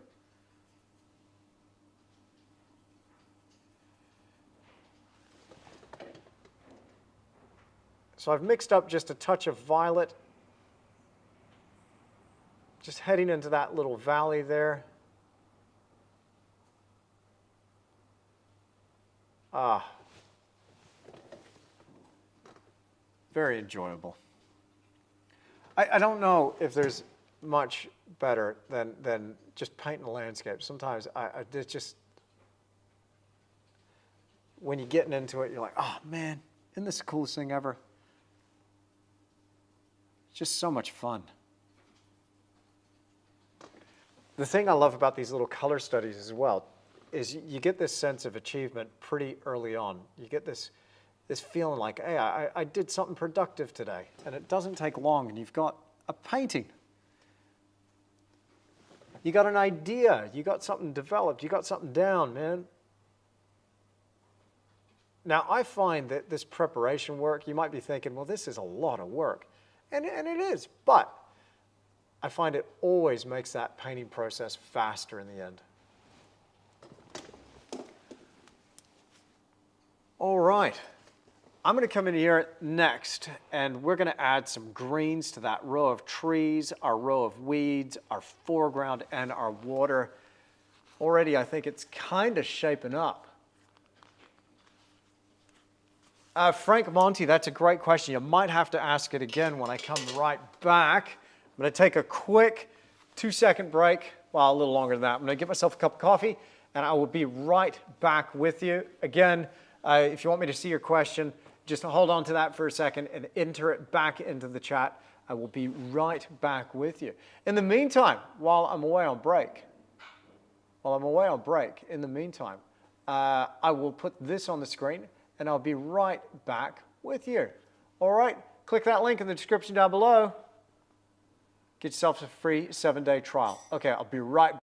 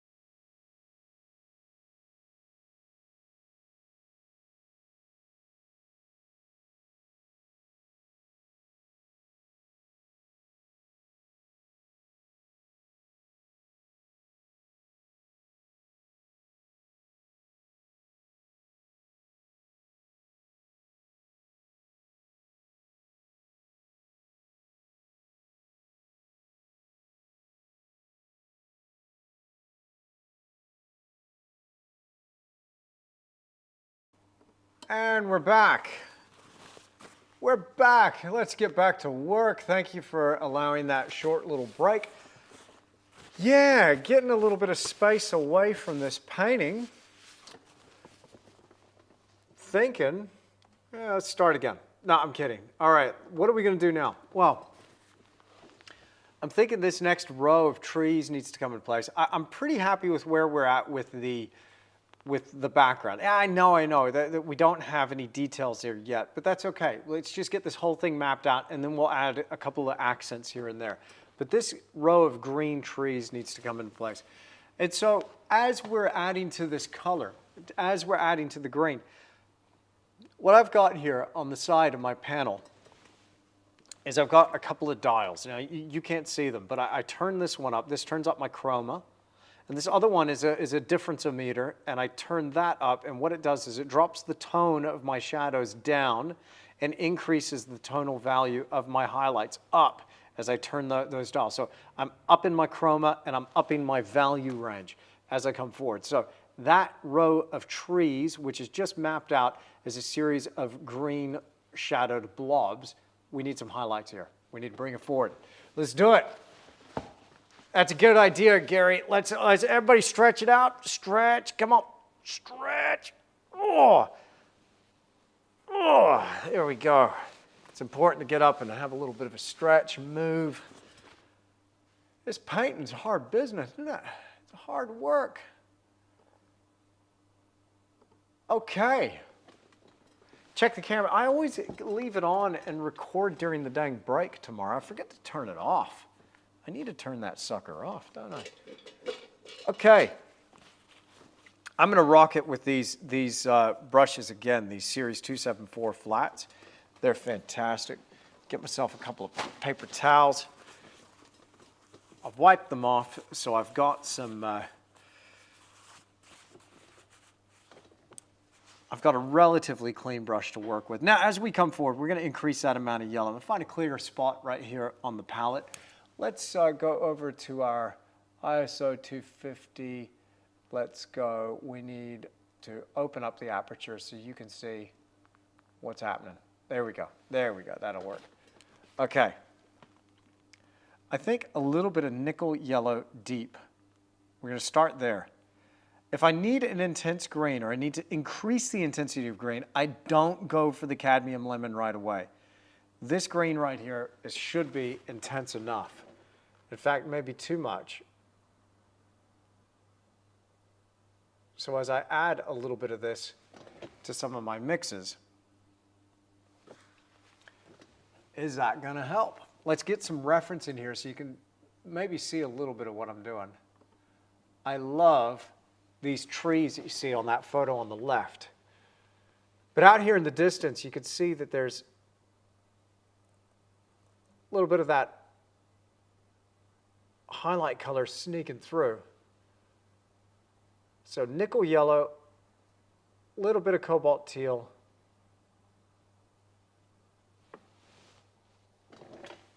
and just a little bit of green just helps pop it a bit, bring it forward slightly. We need to do more, but it's just a start.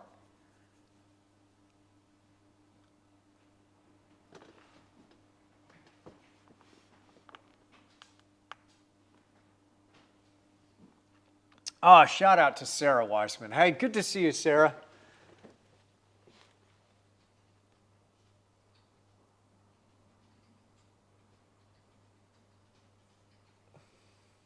Now, as part of my Creator Activator course that's on the Academy, I talk to other artists and people that are wanting to make that shift into professional art. And I'm putting up some of those interviews in our content library on the Academy, with their permission, of course.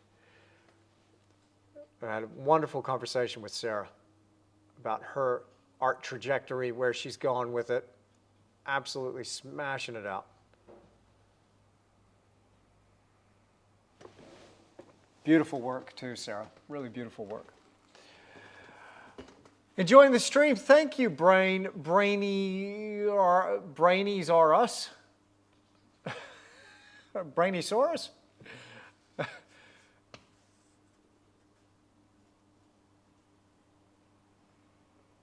All right. My question is, what advice would you give a young artist? Would love to hear from you. Matthew, great question. I've got a lot of advice for young artists in particular. Where can we start? Where can we start? First, what do you like to paint? What do you want to do? I think a vital thing for artists, particularly when you're first starting out, is to have some sort of goal or vision in mind. Have something that you're setting your focus on and you are working towards. Just going, oh, I want to be an artist. I mean, that's great, but what is it you want to do with your art, your career? Where are you going? What are you really committed to? And so starting from that place can be really beneficial, because when you have a point on the horizon to aim at, all of this stuff becomes a little bit easier. You still got to do the work, sure, but where are you going with it? What are you doing? And the beauty is that in today's world, you can do just about anything you want to do with your art, and you can find an audience. I don't know if you've noticed, but the internet is kind of a big place, right? And so what tends to do well and have the most sustainability and longevity is authenticity. It's doing the thing that you really love to do. So what do you love to paint? Then I'd throw yourself headfirst into that and do the very best job you can do doing that thing. And almost to the exclusion of everything else, and build a body of work. Build a portfolio. So this advice will be very general, Matthew.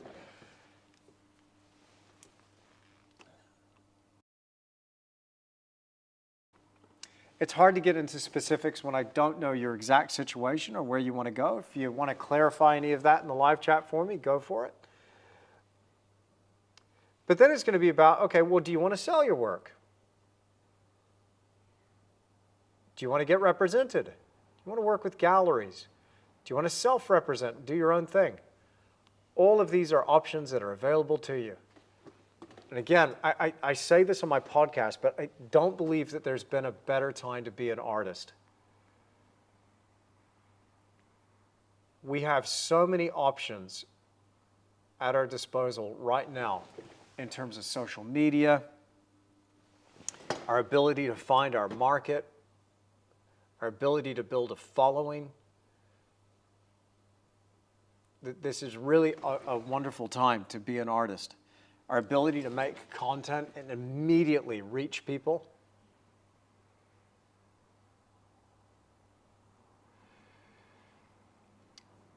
So I would look at building a portfolio, make it high quality as you can, and start working on that. Then you'll have something that you can present and offer. Now, I don't know about this block of trees. I might be a little bit even here, even, but I don't know. We'll play a little bit more. I'll continue to play. One of these might be a row of trees. I think I'll plant it up as a row. It's a manipulated landscape after all. The human hand has tilled the soil here, planted the willow, and heck, let's just join these two shapes together.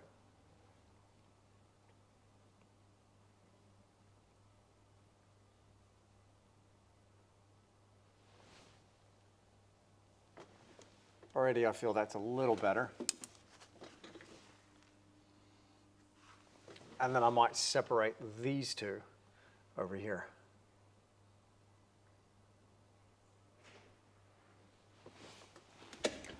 All right.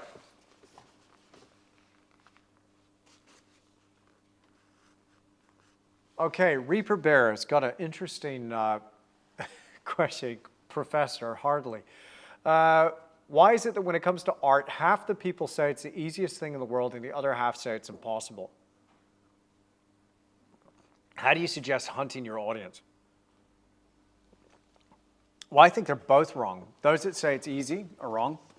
Those that say it's impossible, they're also wrong. Sorry, my opinion. I don't think it's easy. I think it takes a lot of hard work. I think it takes a lot of sacrifice. To achieve what I've achieved, to have done what I've done, it's taken a lot of sacrifice. At the moment, it takes a lot of sacrifice in terms of time, that I could be doing other things and spending other ways. But I choose. I make this choice. It doesn't make me a victim. I'm not put upon. I've been enormously blessed. I'm very grateful for that.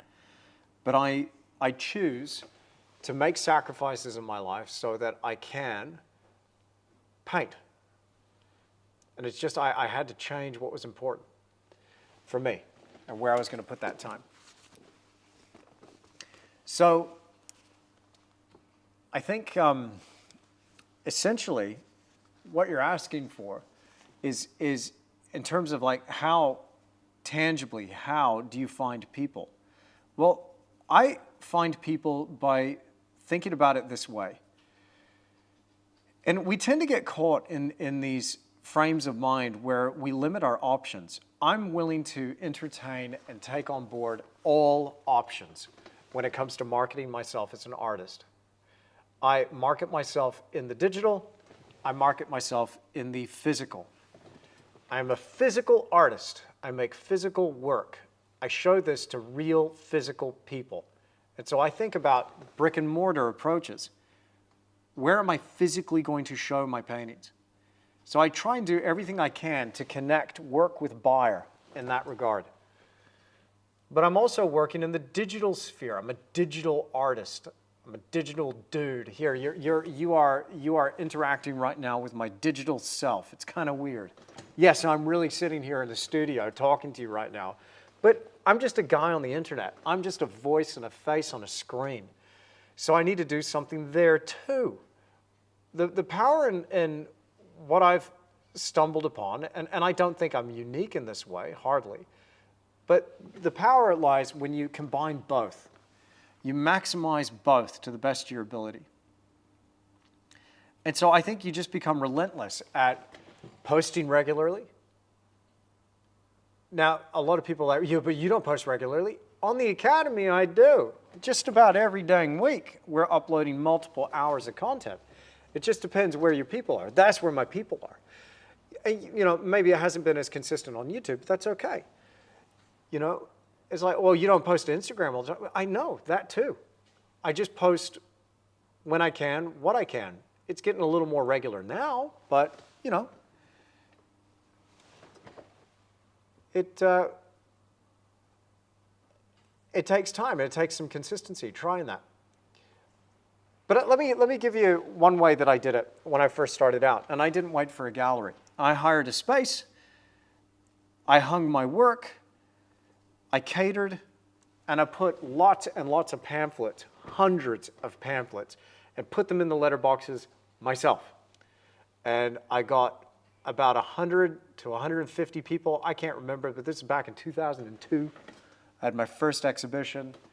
And I tell you what, man, we sold every one of those stinking paintings, except for a handful of abstract paintings that I did for my university course, which were trash. Sold some of those, but those were among a few that didn't sell. Every landscape that I did of my serious work sold. And so basically, boom, that was a wrap. And so I felt after that point, hey, I could do this myself. I didn't need to wait for a gallery. But I was blessed. I had some great representation early on as well. Been watching since I was 13. I'm turning 20 next year. My man, you rock, Matthew. You rock. Hey, thank you so much. I'm blessed to hear that. Thank you. I apologize for my Scottish accent there, Matthew, as well. What was the best art advice I was ever given? Imagine, that's a great question. The best art advice I was ever given. Gosh, I've received a lot over the years. I'm going to have to really think about that. I wouldn't even know. In terms of best painting advice I ever got, I don't know, man. I don't know. I've received a lot. it all tends to go in and make me, who I am. It all kind of becomes part of me if I take it on board. Even if I hear something and then reject it ultimately, it all is part of it. That's such a good question. I have no idea. I think probably one of the best things that I learned was to structure your time as an artist. And if you want to go pro, before you've even made that move, treat it like a business, huh? Treat it like an actual legit business.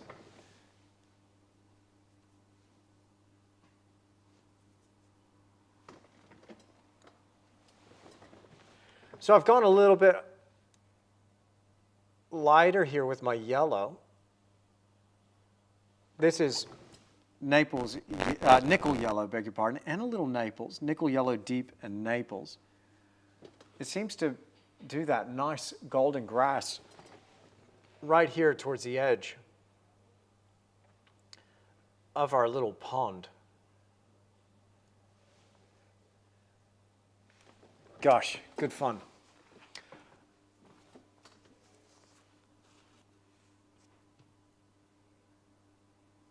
Yeah, Matthew, that qualifies you as an OG. Matthew, I'd love to see you in the Academy, brother.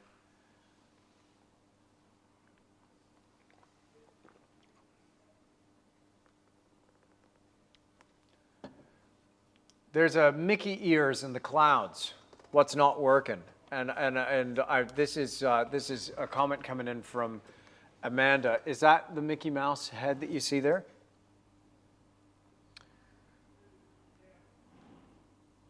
As soon as you said that, like that really started to, yeah, that got me, dude.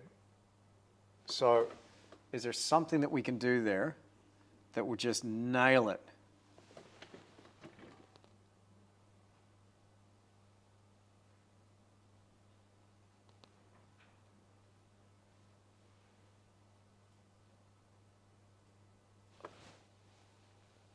I don't know.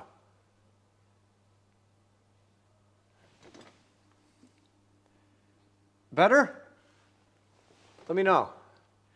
Sometimes people are going to have a fresher eye than you if you're too close to it. And there's some stuff that I do that I don't end up seeing till later, if I ever see it at all. And sometimes it just takes somebody else in your studio to go, hey, you know what's pissing me off? That cloud. Get that out of there, dang it. Okay.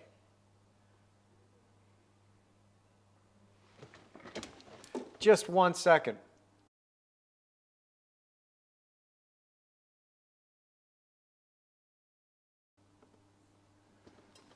If I could only do 10%, I'd be so, oh, hey, Bibbs, appreciate you.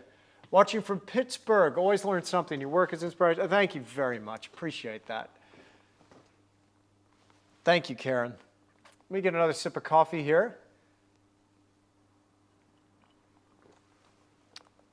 All right, we will see. We will see, Nick.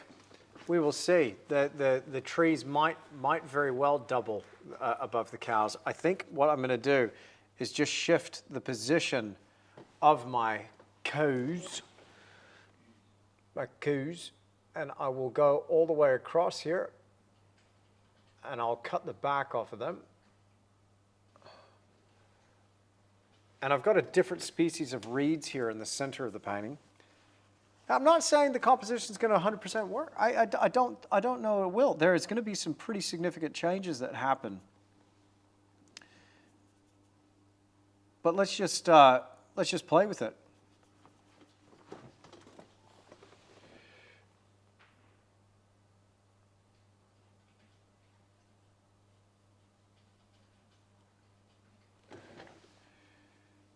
I've got this deeper green shape, a little bit of phthalo in there, a little bit of cobalt teal, a little bit of ultramarine blue, some Naples yellow deep.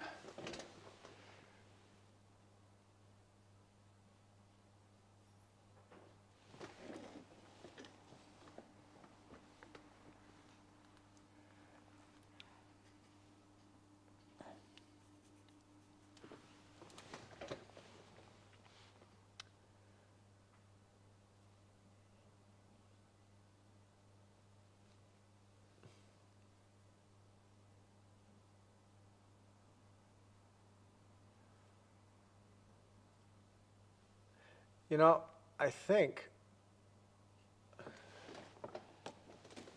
from reading the comments, you know, and the title did suggest that you could help me with this painting. I think I'm getting some great feedback and commentary here and critique. I appreciate it, Jay Nave. I'm going to just try something real quick. And again, I'm playing with shapes, and I'm going to continue to push these shapes. You just got to see what works, right? It's a game of aesthetic chess. You just make one move at a time. See what's working, what's not working. Let's go ahead and take this tree here, and I might just do this and make it just a touch more of a significant tree. I'm not done yet. I think that will help create a little bit of a point of difference. And then back here, we can add to that tree a little bit.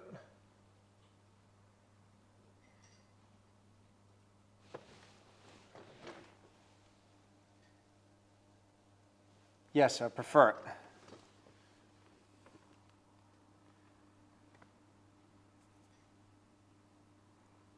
So there's a concept in composition, big, medium, small, and perhaps initially I didn't play with that enough. There's a bigger tree. This one can be a medium-sized tree.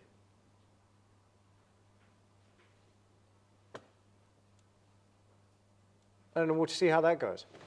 Right, now, this water, very interesting. It's almost like a one-to-one reflection. So whatever's above the water is just going to be reflected down into the water. Let me adjust my ISO and my settings here on the camera. I hope you can see it. I hope this is coming through okay.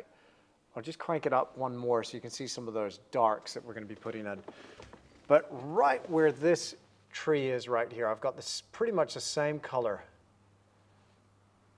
And I'm going to drag that down into the water. So whatever's above, I'm just going to drag it down through.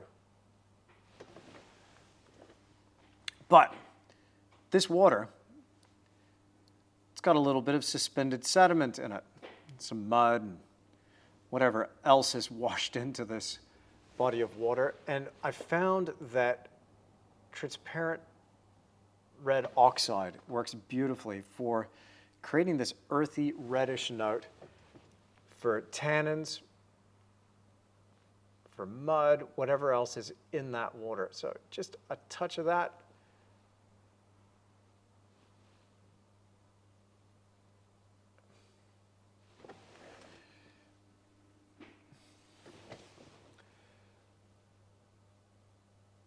So whatever's happening above, I'm going to drag it down. So I've got a couple of trees here, and now this bank of weeds. Let's get that in there too.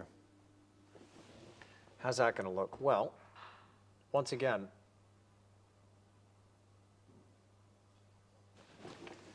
going to get this muddy color. If you're worried about making mud, what happens when you actually paint mud? When you actually paint muddy water? What then?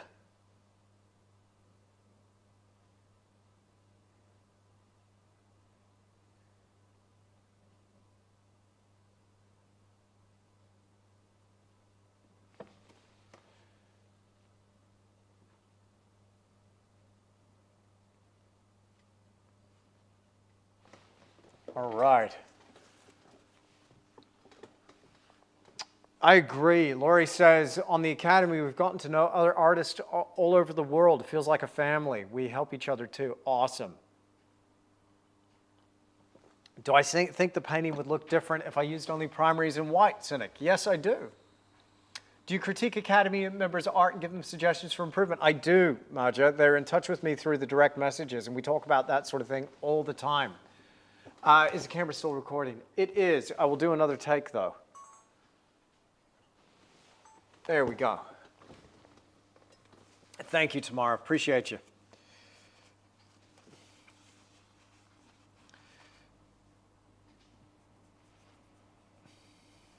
All right.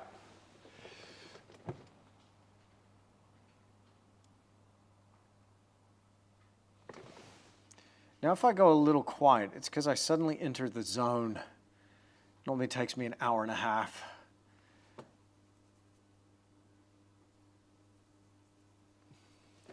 I've gone pretty far with these Series 274s too.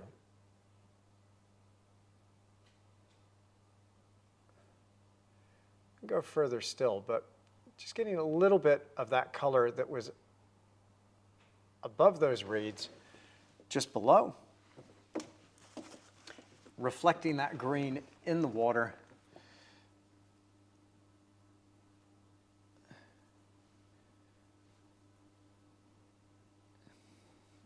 Bit of burnt umber, ultramarine blue, transparent red oxide, a little bit of liquid on there too.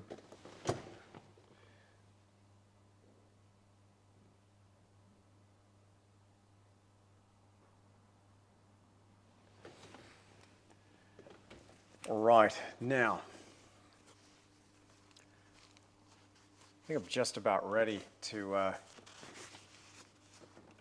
get rid of this brush. Now, Rosemary & Co. just sent me these to try out. I do love them, but I might have to pick up some daggers here shortly.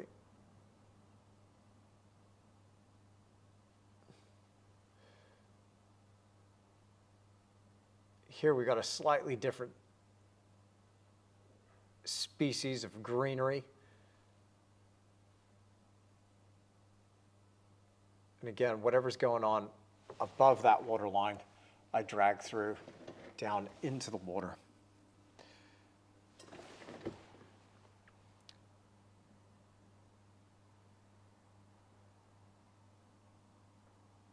Just adjust that top line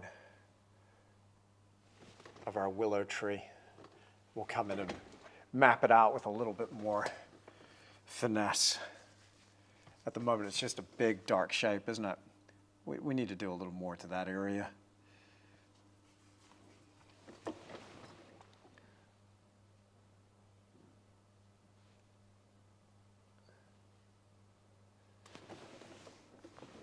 Now, with some of that mountain color that's beyond, we were mixing that up earlier. Let's drag that down into our water.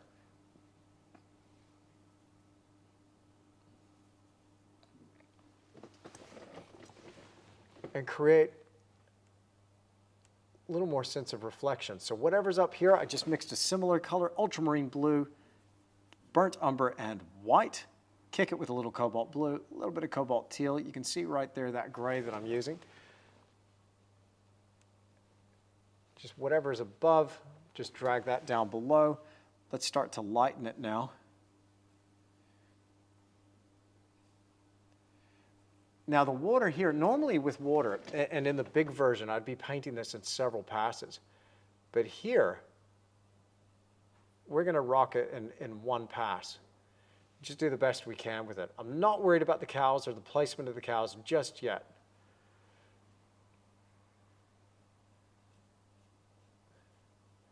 But we'll try and rock out with just one pass here, one layer with our water.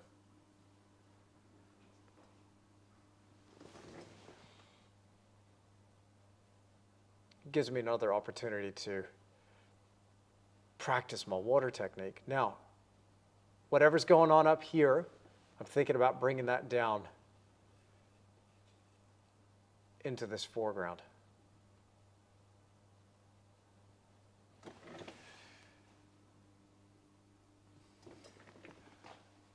Have you ever dabbled in any other art forms like printmaking and sculpture? I have. My father's a sculptor, so I've tried a bit of that. Might get into a bit of that in the future.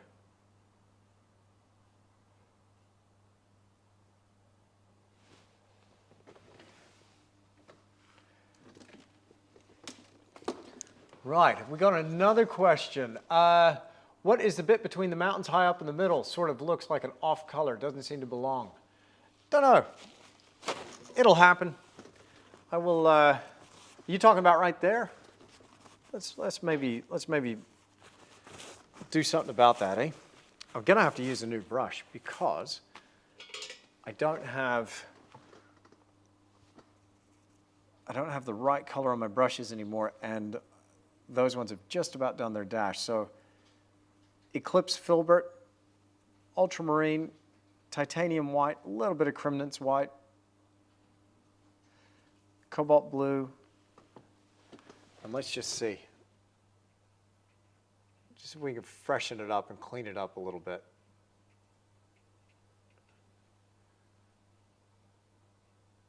I'm going to come through with some more cloud highlights, but hopefully that cleans it up a little bit.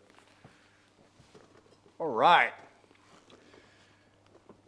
Wow, I hope you're enjoying the live stream so far as we work our way through this little landscape. I've got about another 45 minutes to go. It's amazing. This one's taken a little longer than normal. I'm going to keep going as long as I can. Hopefully we get to make it all the way to the end together. So I've got about 45 minutes left here. If you've enjoyed this live stream so far, if you've gotten something out of it so far, a technique, anything, let me know. Show me some love by hitting that like button. Appreciate it so much. Again, if you want to come back for more and see more live streams and be notified of the next one, make sure you subscribe.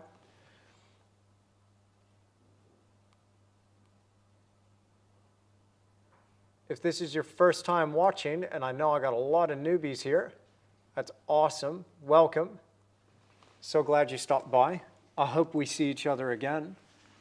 I hope I have earned your subscription after watching this.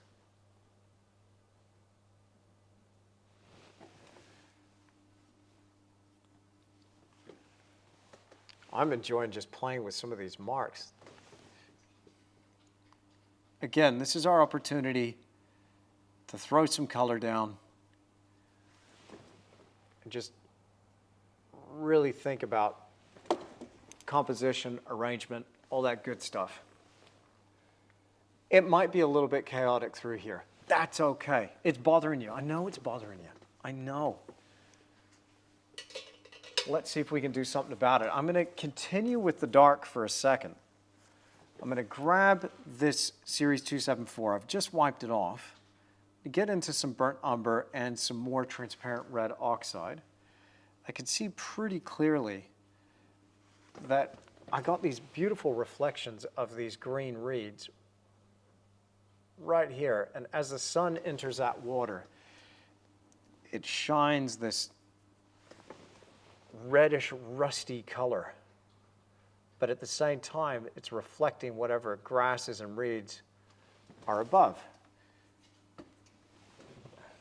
So whatever's happening here,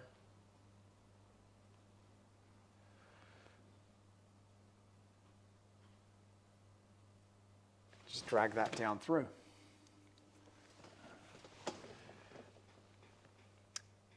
Again, whatever's happening above that water line, I just make sure I mirror it and bring that on through.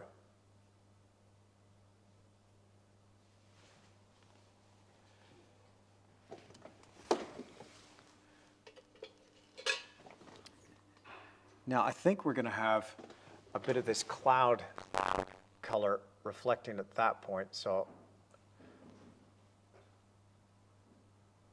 at the moment, I'll just mark in a bit of that gray so we can see clearly where the water is going to be in the foreground. And before I go back into those trees and start adding anything, I think we're going to get our grass established here in the foreground. Really see if we can bring this forward.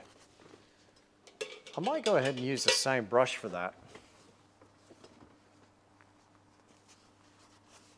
Thank you, Tamara. Appreciate you so much.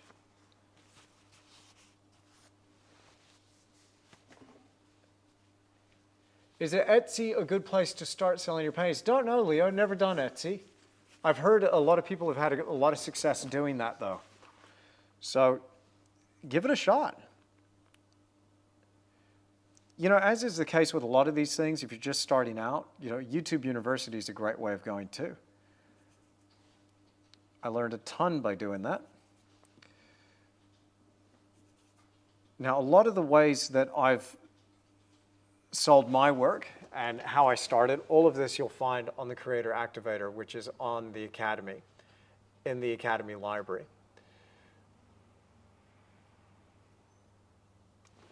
I'm going to start off with a color that is very dark, very muted first. So it's got a bit of heat to it, it's got a bit of chroma to it, but I mean, it's incredibly dark first. In order to create grassy highlights, I don't want to go too light too quickly. There's a lot of transparent red oxide and transparent yellow oxide. This is going to help drag some of these warmer notes closer towards the viewer, a little bit further forward. I'm going to scumble that into my foreground there. There's a bit of richness to that. I don't know if it's coming through the camera, but I can certainly see it in my reference material, which I will just get off the screen here and just have you, we'll just focus on the painting. I'll see if I can zoom in a little bit more. We're pretty good on the framing though, aren't we? I don't know if I can get much closer than that. Maybe a little.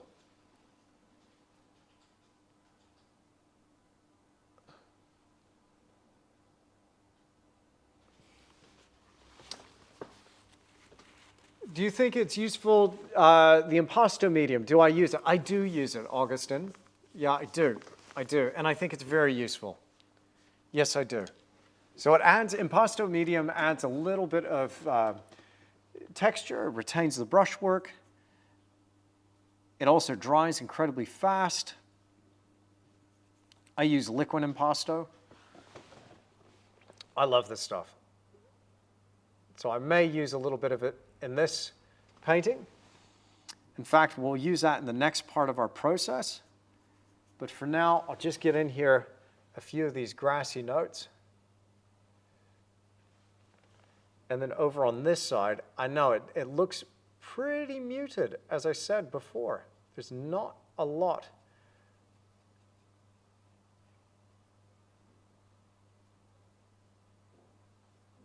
There's not a lot of light in that at all, is there?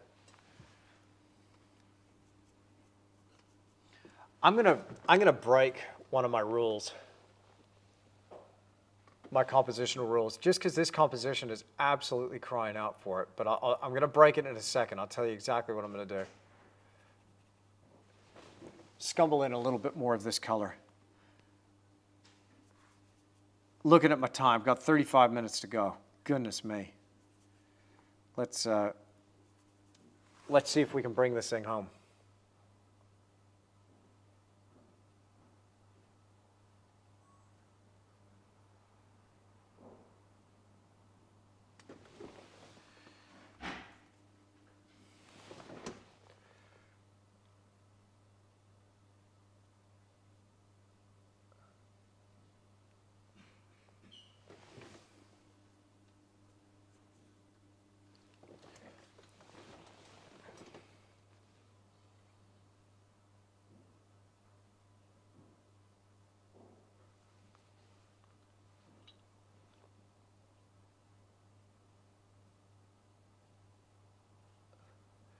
You know, I will have an area in here. I wasn't going to do it, but I think we will have a bit of mud in there.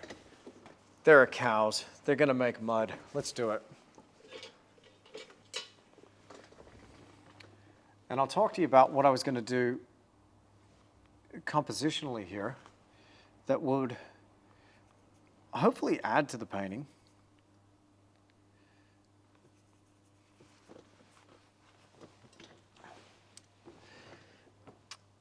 Hopefully not take away, but it will be breaking a rule. So I know that I'm going to break the rule. Go on, hit me up in the live chat right now what you think I'm about to do. Tell me.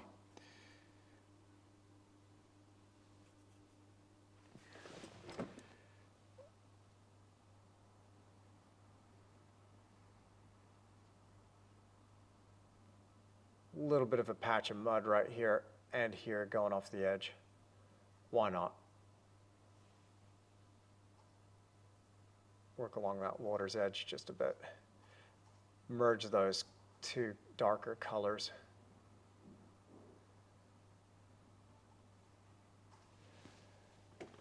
Very good.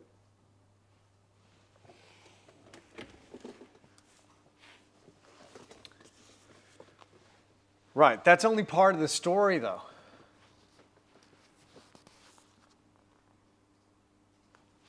Thank you, Whitney Studios. Appreciate you. Dark in the corner? Maybe.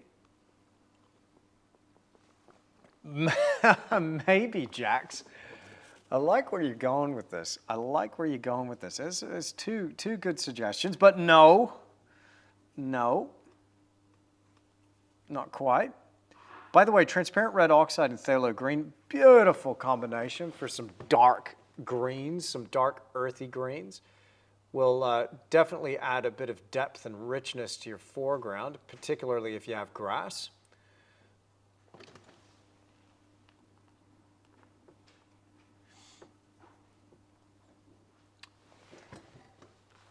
And then over on this side, now one of the things that helps our foregrounds come forward is darker tone, as I was telling you before. Darker tone helps it come further forward. So that phthalo green and transparent red oxide combination just knocks the edge off the green, but it gives you a beautiful depth of value, nice dark value. Now I have some cows right here, and these cows, they are now grazing and lounging. Bunch of layabouts, doing nothing. So I'll cast a little bit of a shadow. But that's not the rule that I wanted to break. Not at all. I think above these cows, I think I'm going to have to just haze out and obscure slightly that distant horizon. Push it back just a little bit. Might do something with it in a little while. A little bit of ambiguity there, it's fine.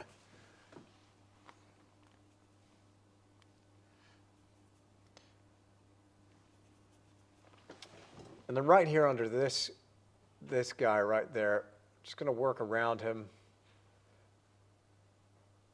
We'll come back and clean up some of those shapes. But that's really not the rule I wanted to break. You can get similar results with acrylics, Lily, but acrylics really do handle very differently to oils. I would highly recommend making the switch to oils. I find that people are often working with acrylics because there's something that they heard or fear about oils themselves that maybe could be a little bit of a myth. For instance, the toxicity could be one of the issues. Well, you can remove a lot of the toxic elements out of the process so that it makes it a little bit safer. You know, the fact they dry too slow, that could be another thing. Well, you add medium to it and now it dries fast. So what else you got? So there are a few reasons I've heard why people don't use oils, but I highly recommend using oils. The results you can get with oils, in my opinion, are far superior. But that's not the rule I wanted to break. Here's the rule I wanted to break. I'm going to do it now. I'm going to mix up a nice cow color. I need another cow. I got transparent red oxide, ultramarine blue. I'm going to add a little bit of permanent crimson to it. It's a dark burgundy color. It's only the start. We need some other brushes in here because it's going to start to get a little bit fiddly. We'll add some details here in the last little stretch. But I want another cow. And that cow somehow ended up right here.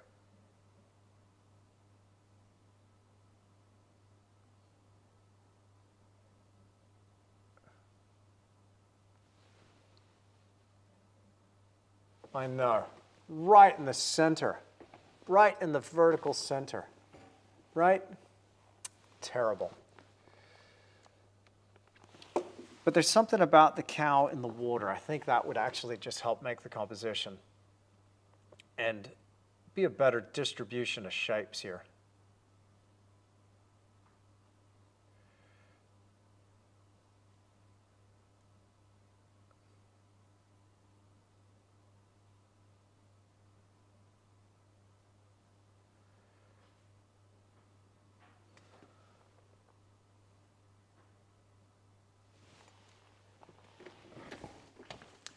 Now, of course, that's just a dark shape. We've just indicated where it's going to go. We've got to add some highlights to it. Maybe it's got its head down. Maybe it's got its head up. Don't know yet. I think what I'll do is head up, looking out into the landscape for now. And of course, a lot of these cow shapes, if you look at my other painting of cows, the other little color study that I've done, there's no detail there. It's just the suggestion of a shape. But it's enough for you to go, oh yeah, that reads, that registers, hopefully. But I'll turn the camera to it and show you again. Now that I have a better idea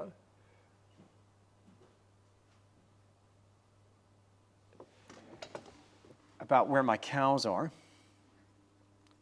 I'm going to start turning up the volume here on the foreground.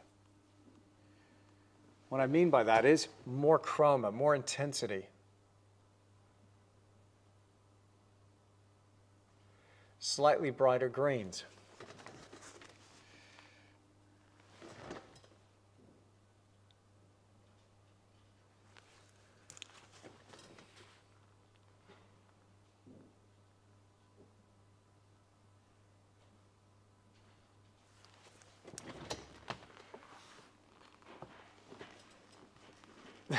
It's not cringy at all. Chad, I sense some sarcasm. There we go.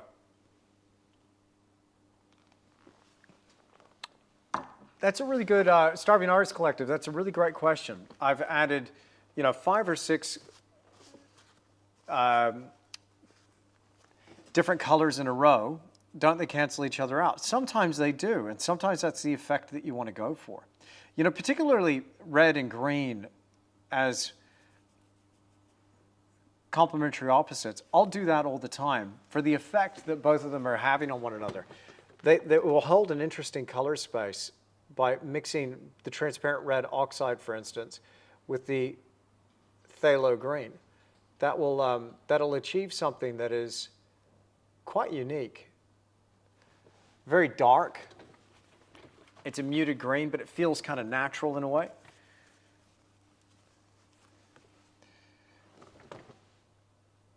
I use transparent red oxide all the time to do what I call earthing out my greens. I earth them, just where necessary.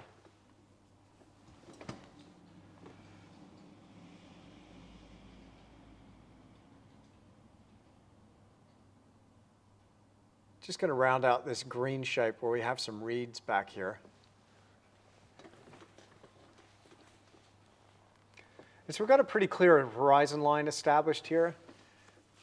I don't mind that so much traveling through. The only place where I think it might get a little bit sticky is right there at the top of the highlight of some of those cows.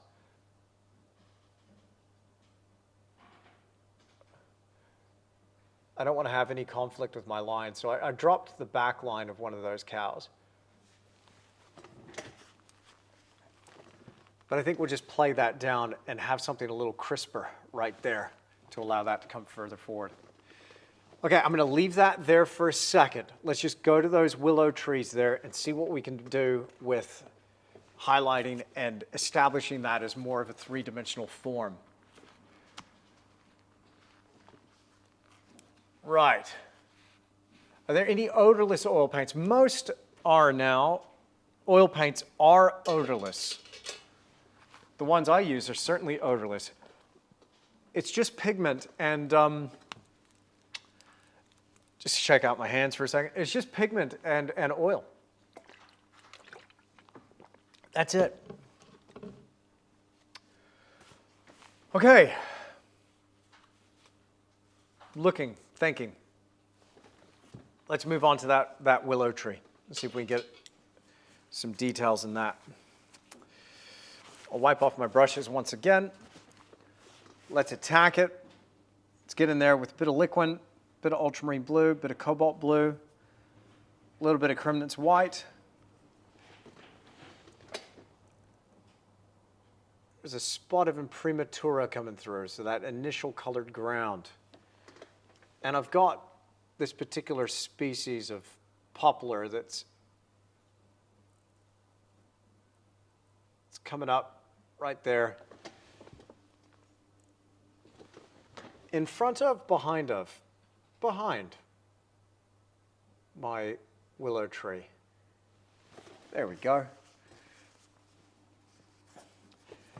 Now, in front of that willow tree, there's a particular brush. I call this the fugly. My OGs know what I'm talking about. This is an old dagger brush, an old Tisch dagger. No, is it? No, it's an older one than that. But it's just been worn out, and I've even trimmed around and mashed around on it some. But it leaves a random mark. So I never throw a brush away. You never know when it's going to have the type of effect that you're going for. So I'm going to get out a bit of Cremnitz white. I've got some cobalt teal there, a little bit of cadmium lemon, a little bit of liquid impasto medium. So we were asking about impasto before. Here you go. This will help retain the texture in the brushwork. I've got some transparent yellow oxide in there. I'm going for a kind of a nice minty green, but we're going to do this with a few different kinds of green. And I'm just going to work along the front edge of this willow. We've established the dark shape of the mass of the tree, and now I just want to have a nice highlight along the front of the tree. But I'm trying to make these marks in such a way that it's reminiscent of that light hugging that form, those clumps of leaves catching this light.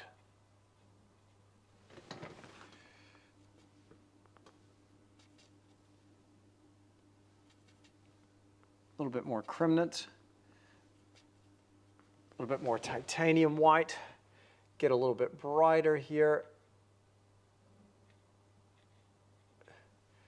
And if it's bright enough, hopefully it'll start to come a bit further forward ahead of that distant mountain. Now before we just had a dark shape, I was just playing with my shapes here.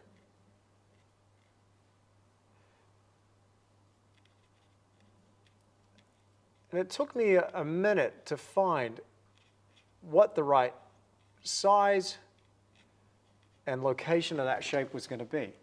Now I'm not settled on this as the exact shape or the exact size or even the exact location of that tree. But for now, feels good. Sometimes you got to live with it for a little while.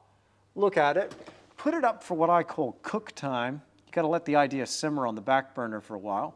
Let it really cook. And it'll let you know when it's ready to be worked on some more, or if you've actually got something that is really working.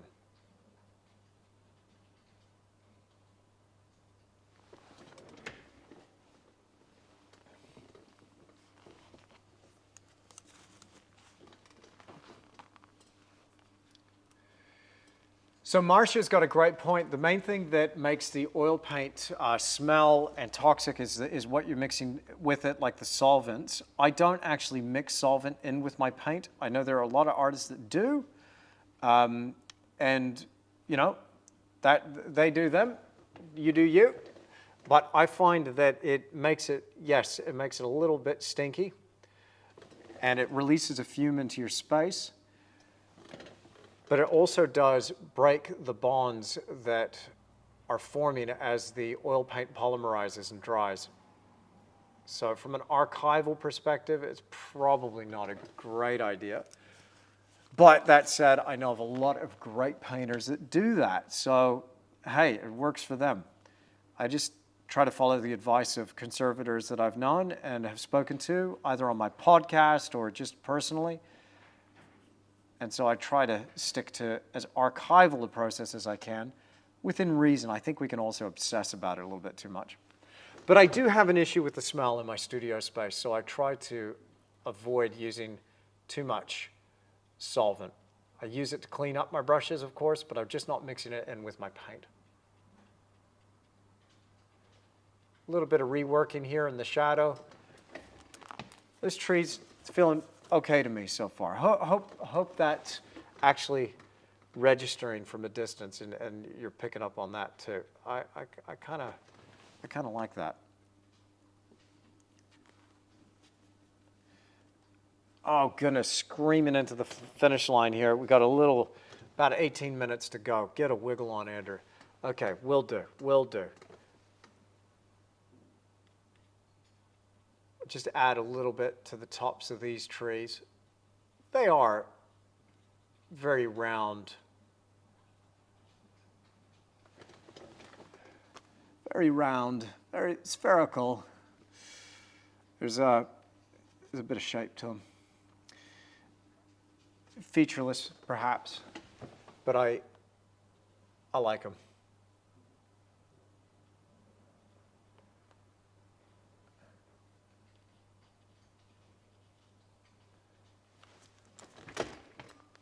All right.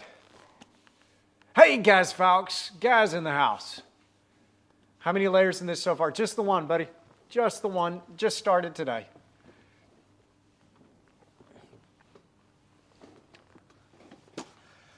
Lots of fertilizer from those cows, says Diane. Agreed. Lots.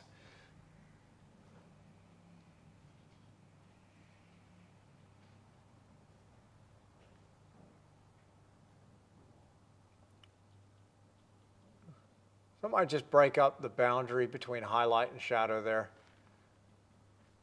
with just an old trimmed bristle brush.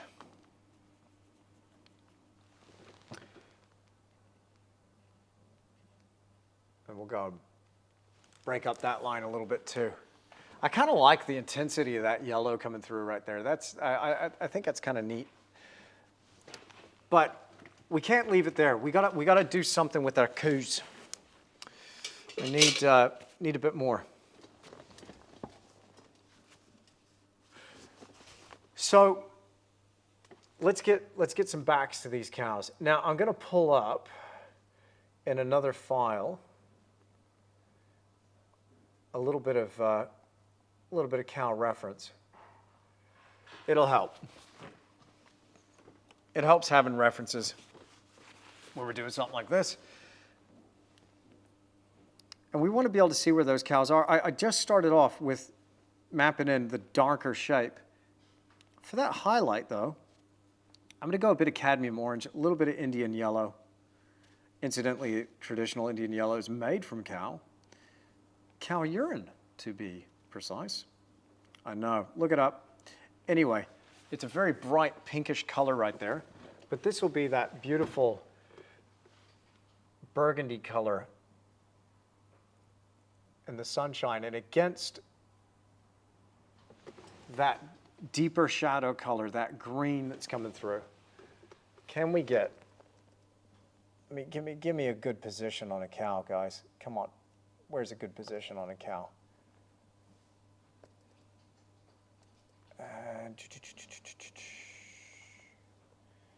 Maybe.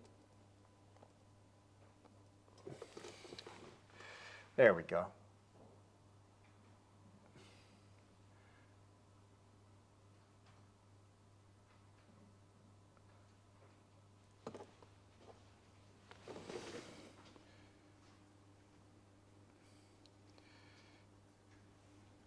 So I'm thinking about contrast here as well. I'm thinking that the lighter highlights against that darker background will help make this beautiful Hereford stand out.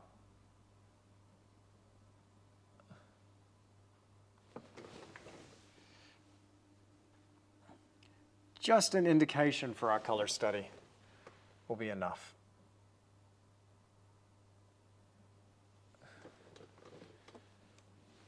Now right here on this next one, where are we? Let's, now I got on my iPad next to my workstation quite a bit of reference for this other painting that you see.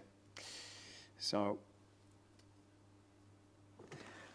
this is helping. Are you still recording? Asked Tamara. I am. Thank you, Tamara. I am. Thank you very much.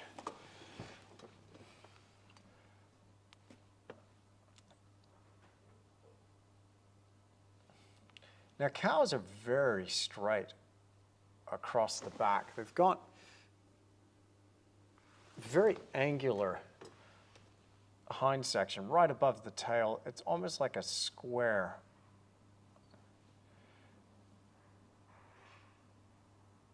But there's something about this color of the Hereford that I find really interesting. Now, in terms of color, I think it's going to make a dynamic composition, because what I really love is that red-green contrast.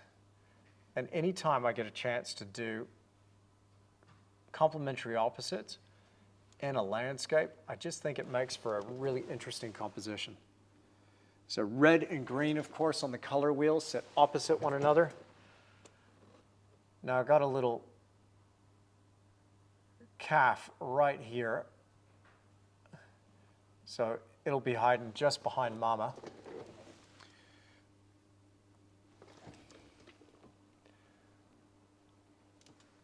All right, Lori's enjoying it so far. Thank you, Lori. Appreciate you so much. For those of you who are a little unsure in the beginning, I hope we've turned it around here. Now, rather than really spell out this particular cow on the side, I'm thinking it's going to be walking away from us and turning into the composition. One thing I try to do with my animals is I try to have them moving through the landscape in a way that it creates some sense of flow and directs the viewer's gaze. So it directs our eye as we go through. Again, transparent red oxide, titanium white, Indian yellow, a little bit of orange, cadmium orange.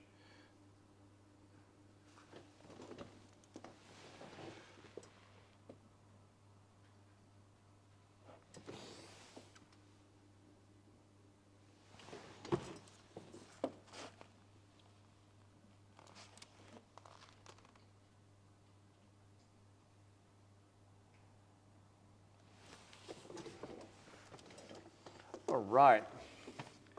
There's just too much, though, too much going on around the front of that cow. I'm going to get in here with that synthetic pointed round that I had before and just start working around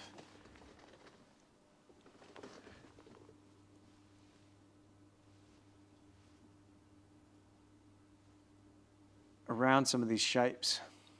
So right here at the throat of this cow, just get in there and knock that imprimatura down.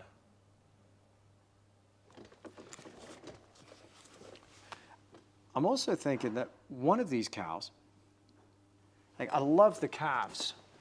I got a little calf here. I think I'm going to have a little calf right here reclining, just chilling.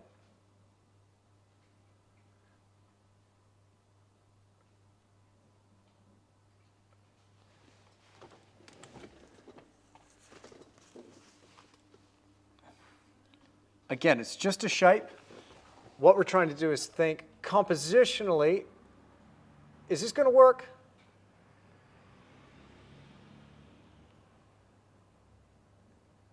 And again, I'm going for something super, super traditional. Traditional looking.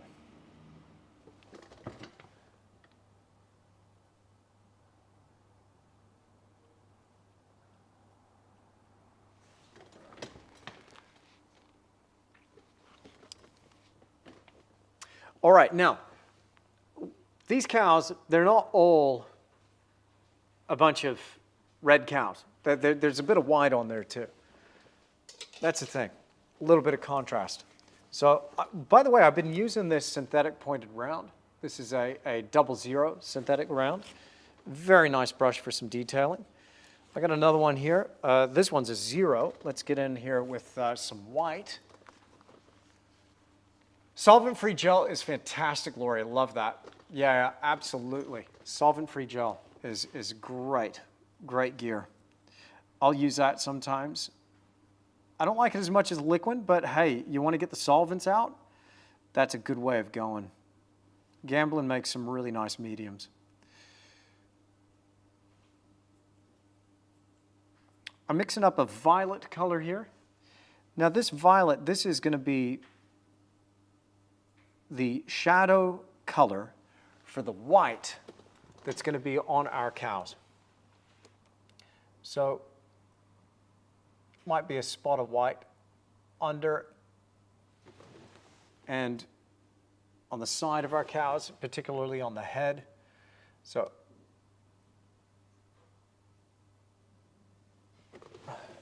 I'll go ahead and paint out the cow's head with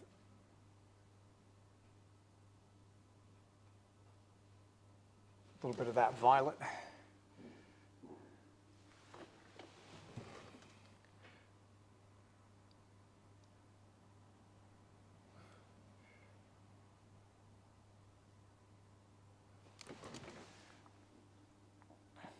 This cow can be standing here, obviously, looking at this one going, hey, how's the water?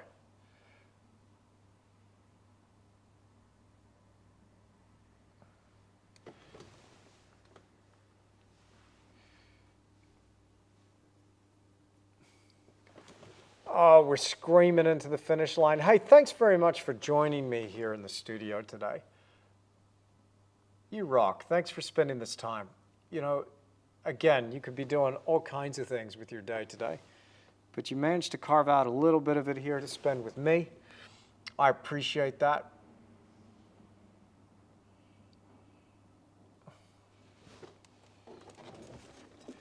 I'm going to wipe off this brush and I'm going to now add a couple of highlights, brighter highlights to these cows. You know me, I like to save my tonal best for last.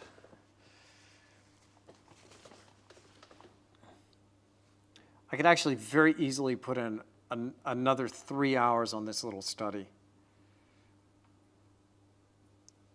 There's several details I'd like to add. I'm going to get out some pure titanium white, some liquid impasto,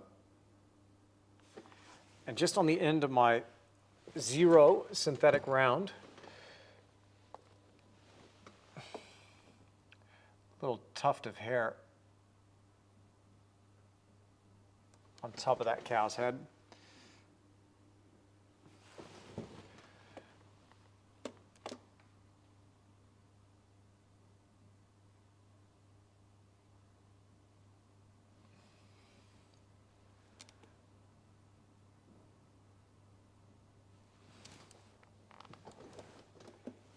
Just a touch of light will do. Don't need to go overboard. Just a little something to pop it against that background. Again, just a color study. We don't need to be too heavy-handed with it.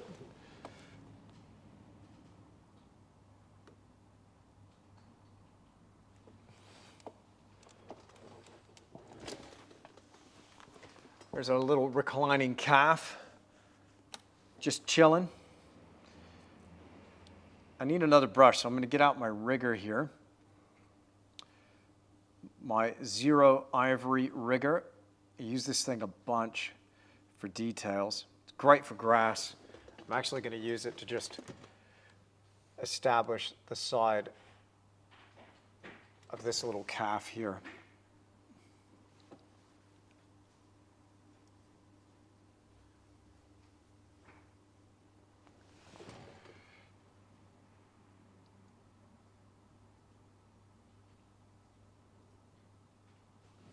And a little ear. Oh, goodness, why not?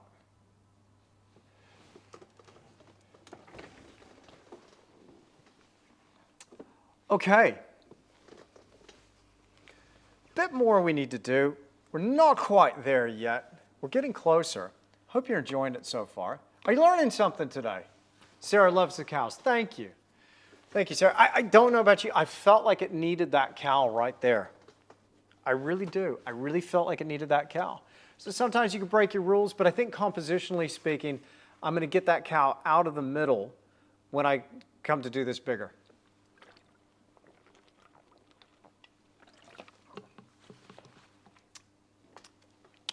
Oh, hey, Fuyiko, I appreciate that. You should see me juggle. I'm a great juggler. Bless you. Appreciate the comment so much. Okay, so what we want to do now is establish this foreground, really bring it forward. And what is going to help us do that? Again, look, the only reason you'll have any depth in a landscape painting at all is because you're creating a point of difference. There's a difference between point A and point B. Let's say the distance here is our point B. How are we going to create some difference with point A, our foreground? How do we get that separation? It's all a trick. It's all an illusion. So I'm going to do it a couple of ways. With tonal values, right? Our tone, I'm going to lift those tones up. I'm also going to darken them in the foreground. So the range of our highlight to shadow is going to be extended in our foreground. But I'm also going to do it with color, our chroma. We got to crank that saturation up now in our foreground to really bring it forward. Now, a great time to do this is when you are starting to paint those greens in the foreground. Now, I need a fugly brush, man. Get me something fugly. Where's my fugly? That could work. I'm going to try that. I got a couple of different fuglies here. I love the fuglies because of the texture that you can get with them. I'm going to go back over here to my live stream references. There we go. Let's get over here and go for the cadmium lemon. Whoa, look out. Get a bit of chromium green oxide in there. Chromium green oxide immediately just knocks it down. But I want a nice bright yellow here.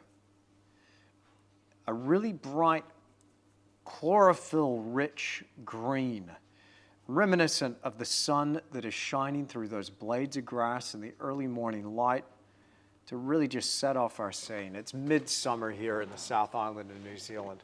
Well, in our painting anyway. And with our fugly, do you see this fan brush? Do you see this? Look how stinking ugly this thing is. I've beaten the heck out of this brush, but when we just load it up on the ends of those bristles and we just lightly drag it across the surface, we're only looking for a couple of marks, just a couple, and then leave it. Don't push too hard, very lightly, give it a flick. Now, in some cases, you'll deposit too much. In other cases, you won't deposit enough. But it's okay.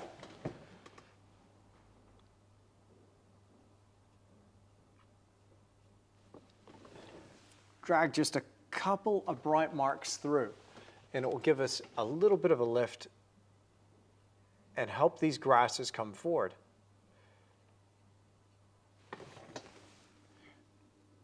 I'm going to get a bit of pure cadmium lemon in there. And right here against this bank,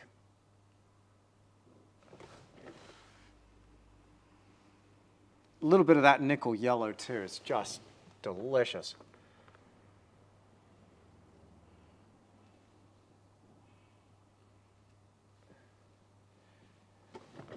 Now, because of the yellow nature of that bank, it's starting to come a little bit further forward. You picking up what I'm putting down? Is that making sense? And this is the thing that keeps me painting, is that we get to create these interesting relationships in our colors and create a bit of an illusion.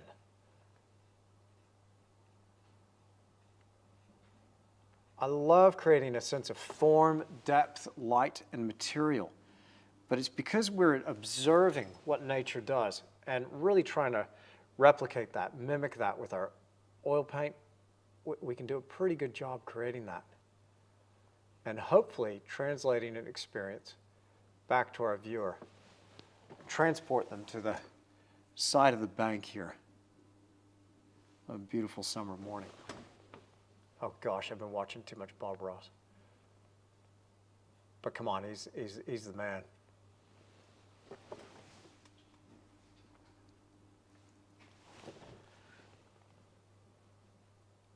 Happy grass, happy trees, happy cows. Everybody's happy. I hope you're happy. If you are, click the like button. Do me a huge favor. Get this out there to more people. Hope you learned something about landscape painting today. For my Tisch Academy members, I'm going live tomorrow morning, same time, same place. We'll talk more about these techniques. I got a killer one for you tomorrow. I'm actually sending the live stream out, though, to my entire mailing list. And by the way, it's free to subscribe to my mailing list.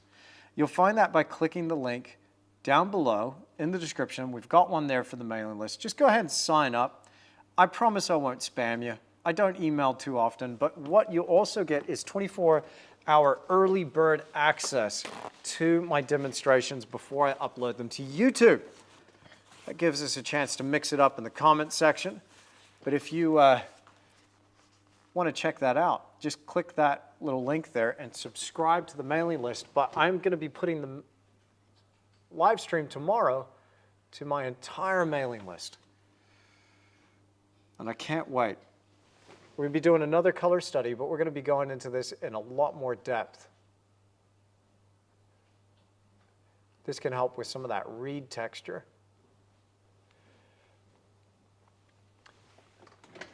Now, there's a couple of things with water that can really help. And I'm going to load up a brush here. Let's see. Which brush are we going to use?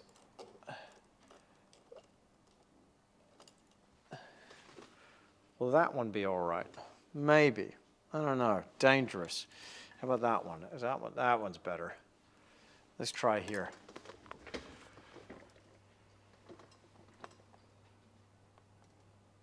There we go.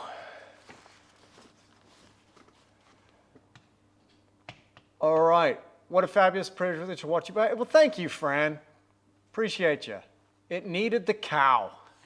It does need a cow. Hey, listen, as I was asking before, is there a situation that cannot be made better with a Hereford? I can't think of one. So chuck one in your painting, will you? Do it. It's really good. Good fun. I just think they're a beautiful animal, and yeah, are they common here? Yeah, they're everywhere. A lot of people just, cow. They keep on going. But the humble cow, I tell you what, it's making a comeback in my paintings. Now, out here in this water, we might have a little bit of a hint of wind.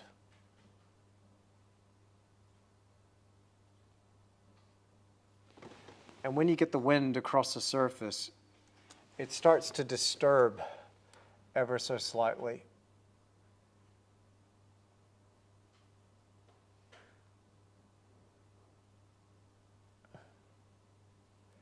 And so just a broken, chattered mark. A simple horizontal blue line, a ripple, a ribbon. That can help your water lay down a bit flatter.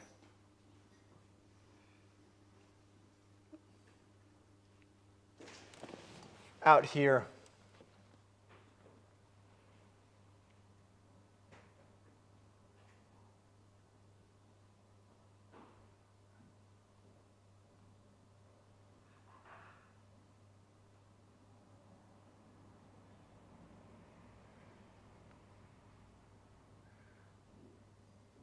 we're going to have a little bit more of that.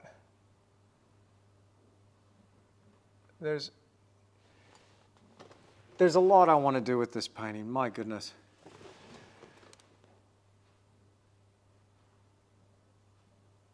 But alas, we only have 3 very short hours today, and we're coming up to the top of the hour.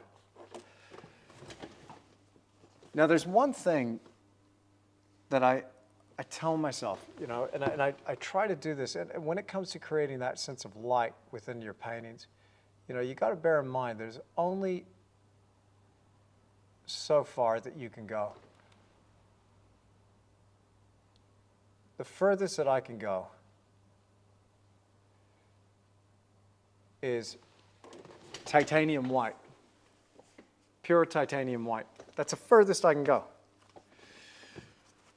What does that mean? It means that if I'm trying to create light, that's the top of my scale. Right there, that's the top of my scale. I can't go any further than that. And so everything else has to subordinate to that. It has to be muted, you see. Everything. So I guess what I'm trying to say is, what am I trying to say? My OGs, come on, hit me up right now in the live chat. Let's bring this thing home. Let me know. Let me know. What am I about to say to you?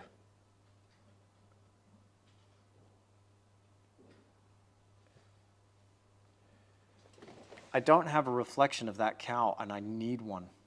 I desperately need one. That cow is going to be reflecting right here.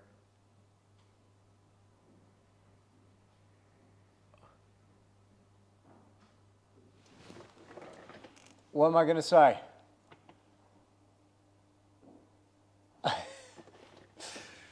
No one's got me yet.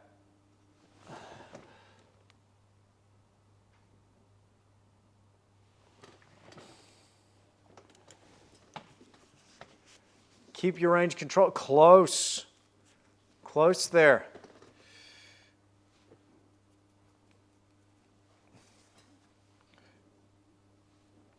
So I want these clouds to feel very bright. You know, they're catching that. RJD 1308. Boom. He's got it. Oh, Lori knew. Lori, you did know. You did know. She's like, I have no idea what you're saying. I don't even know what you're on about, dude. We got to save our tonal best for last. That's what I'm talking about. That's what I'm talking about. So I'm getting out a little bit of pure titanium white now. I'm going to add a couple of accents to these clouds.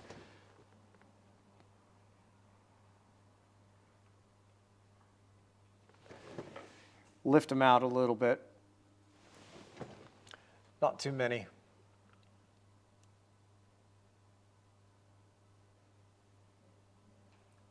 Have we got weird shapes up here in the sky? Yeah, maybe. Maybe. It can be addressed on the next version.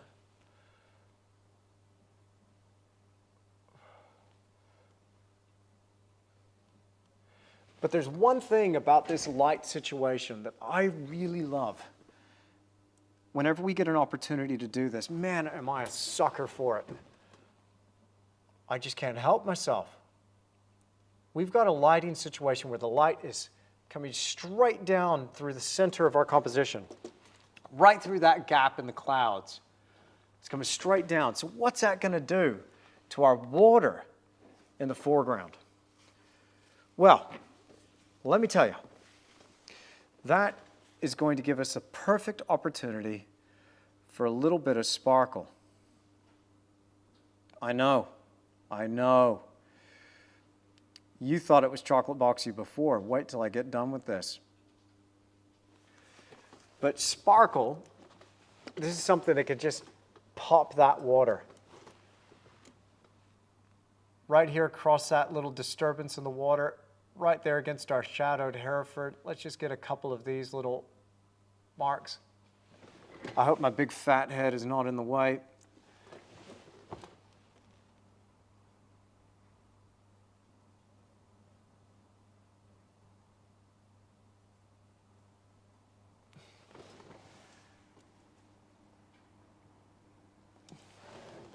Then right here, against the edge of our water body, we might have a little bit of a meniscus where the mud and the clumps of dirt and blades of grass enter that water. So just a pop of light and sparkle against that would look quite nice. That'll just help it pop out a little bit more. Oh, gosh. Good fun. Good fun.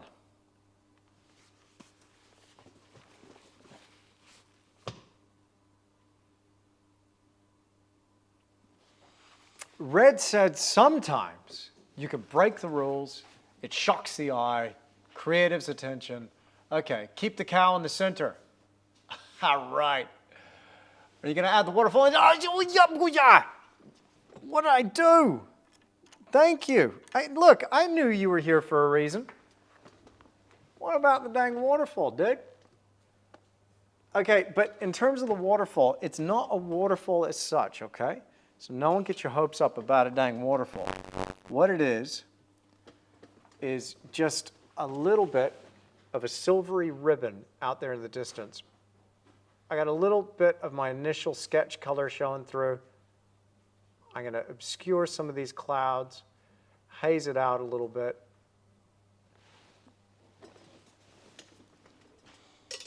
And now I've got my ivory rigger loaded up with just a touch of medium, loaded up with a little bit of white and ultramarine blue, and I formed a point using my maul stick, steady my hand.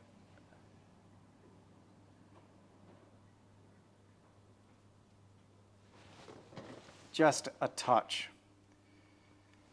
Break up that line in a couple of places. Just indicate just a touch.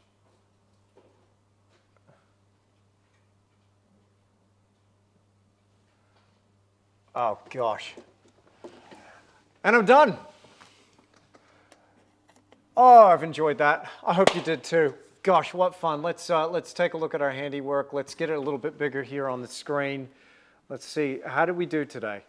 If you enjoyed this, if you came away with something to think about, a technique, whatever it was, hit that like button for me. If you think this would make a really good, bigger painting, let me know down in those comments. I'm thinking I'm going to make it bigger. I think it's got that traditional feel, doesn't it? It feels kind of traditional. I'm a big fan of traditional. I love traditional stuff. So I think this has got the bones to make a much nicer, bigger painting. Cow in the center, cow out of the center, don't know. We'll figure it out. But gosh, I enjoyed this. Really enjoyed your company. So thank you for being here.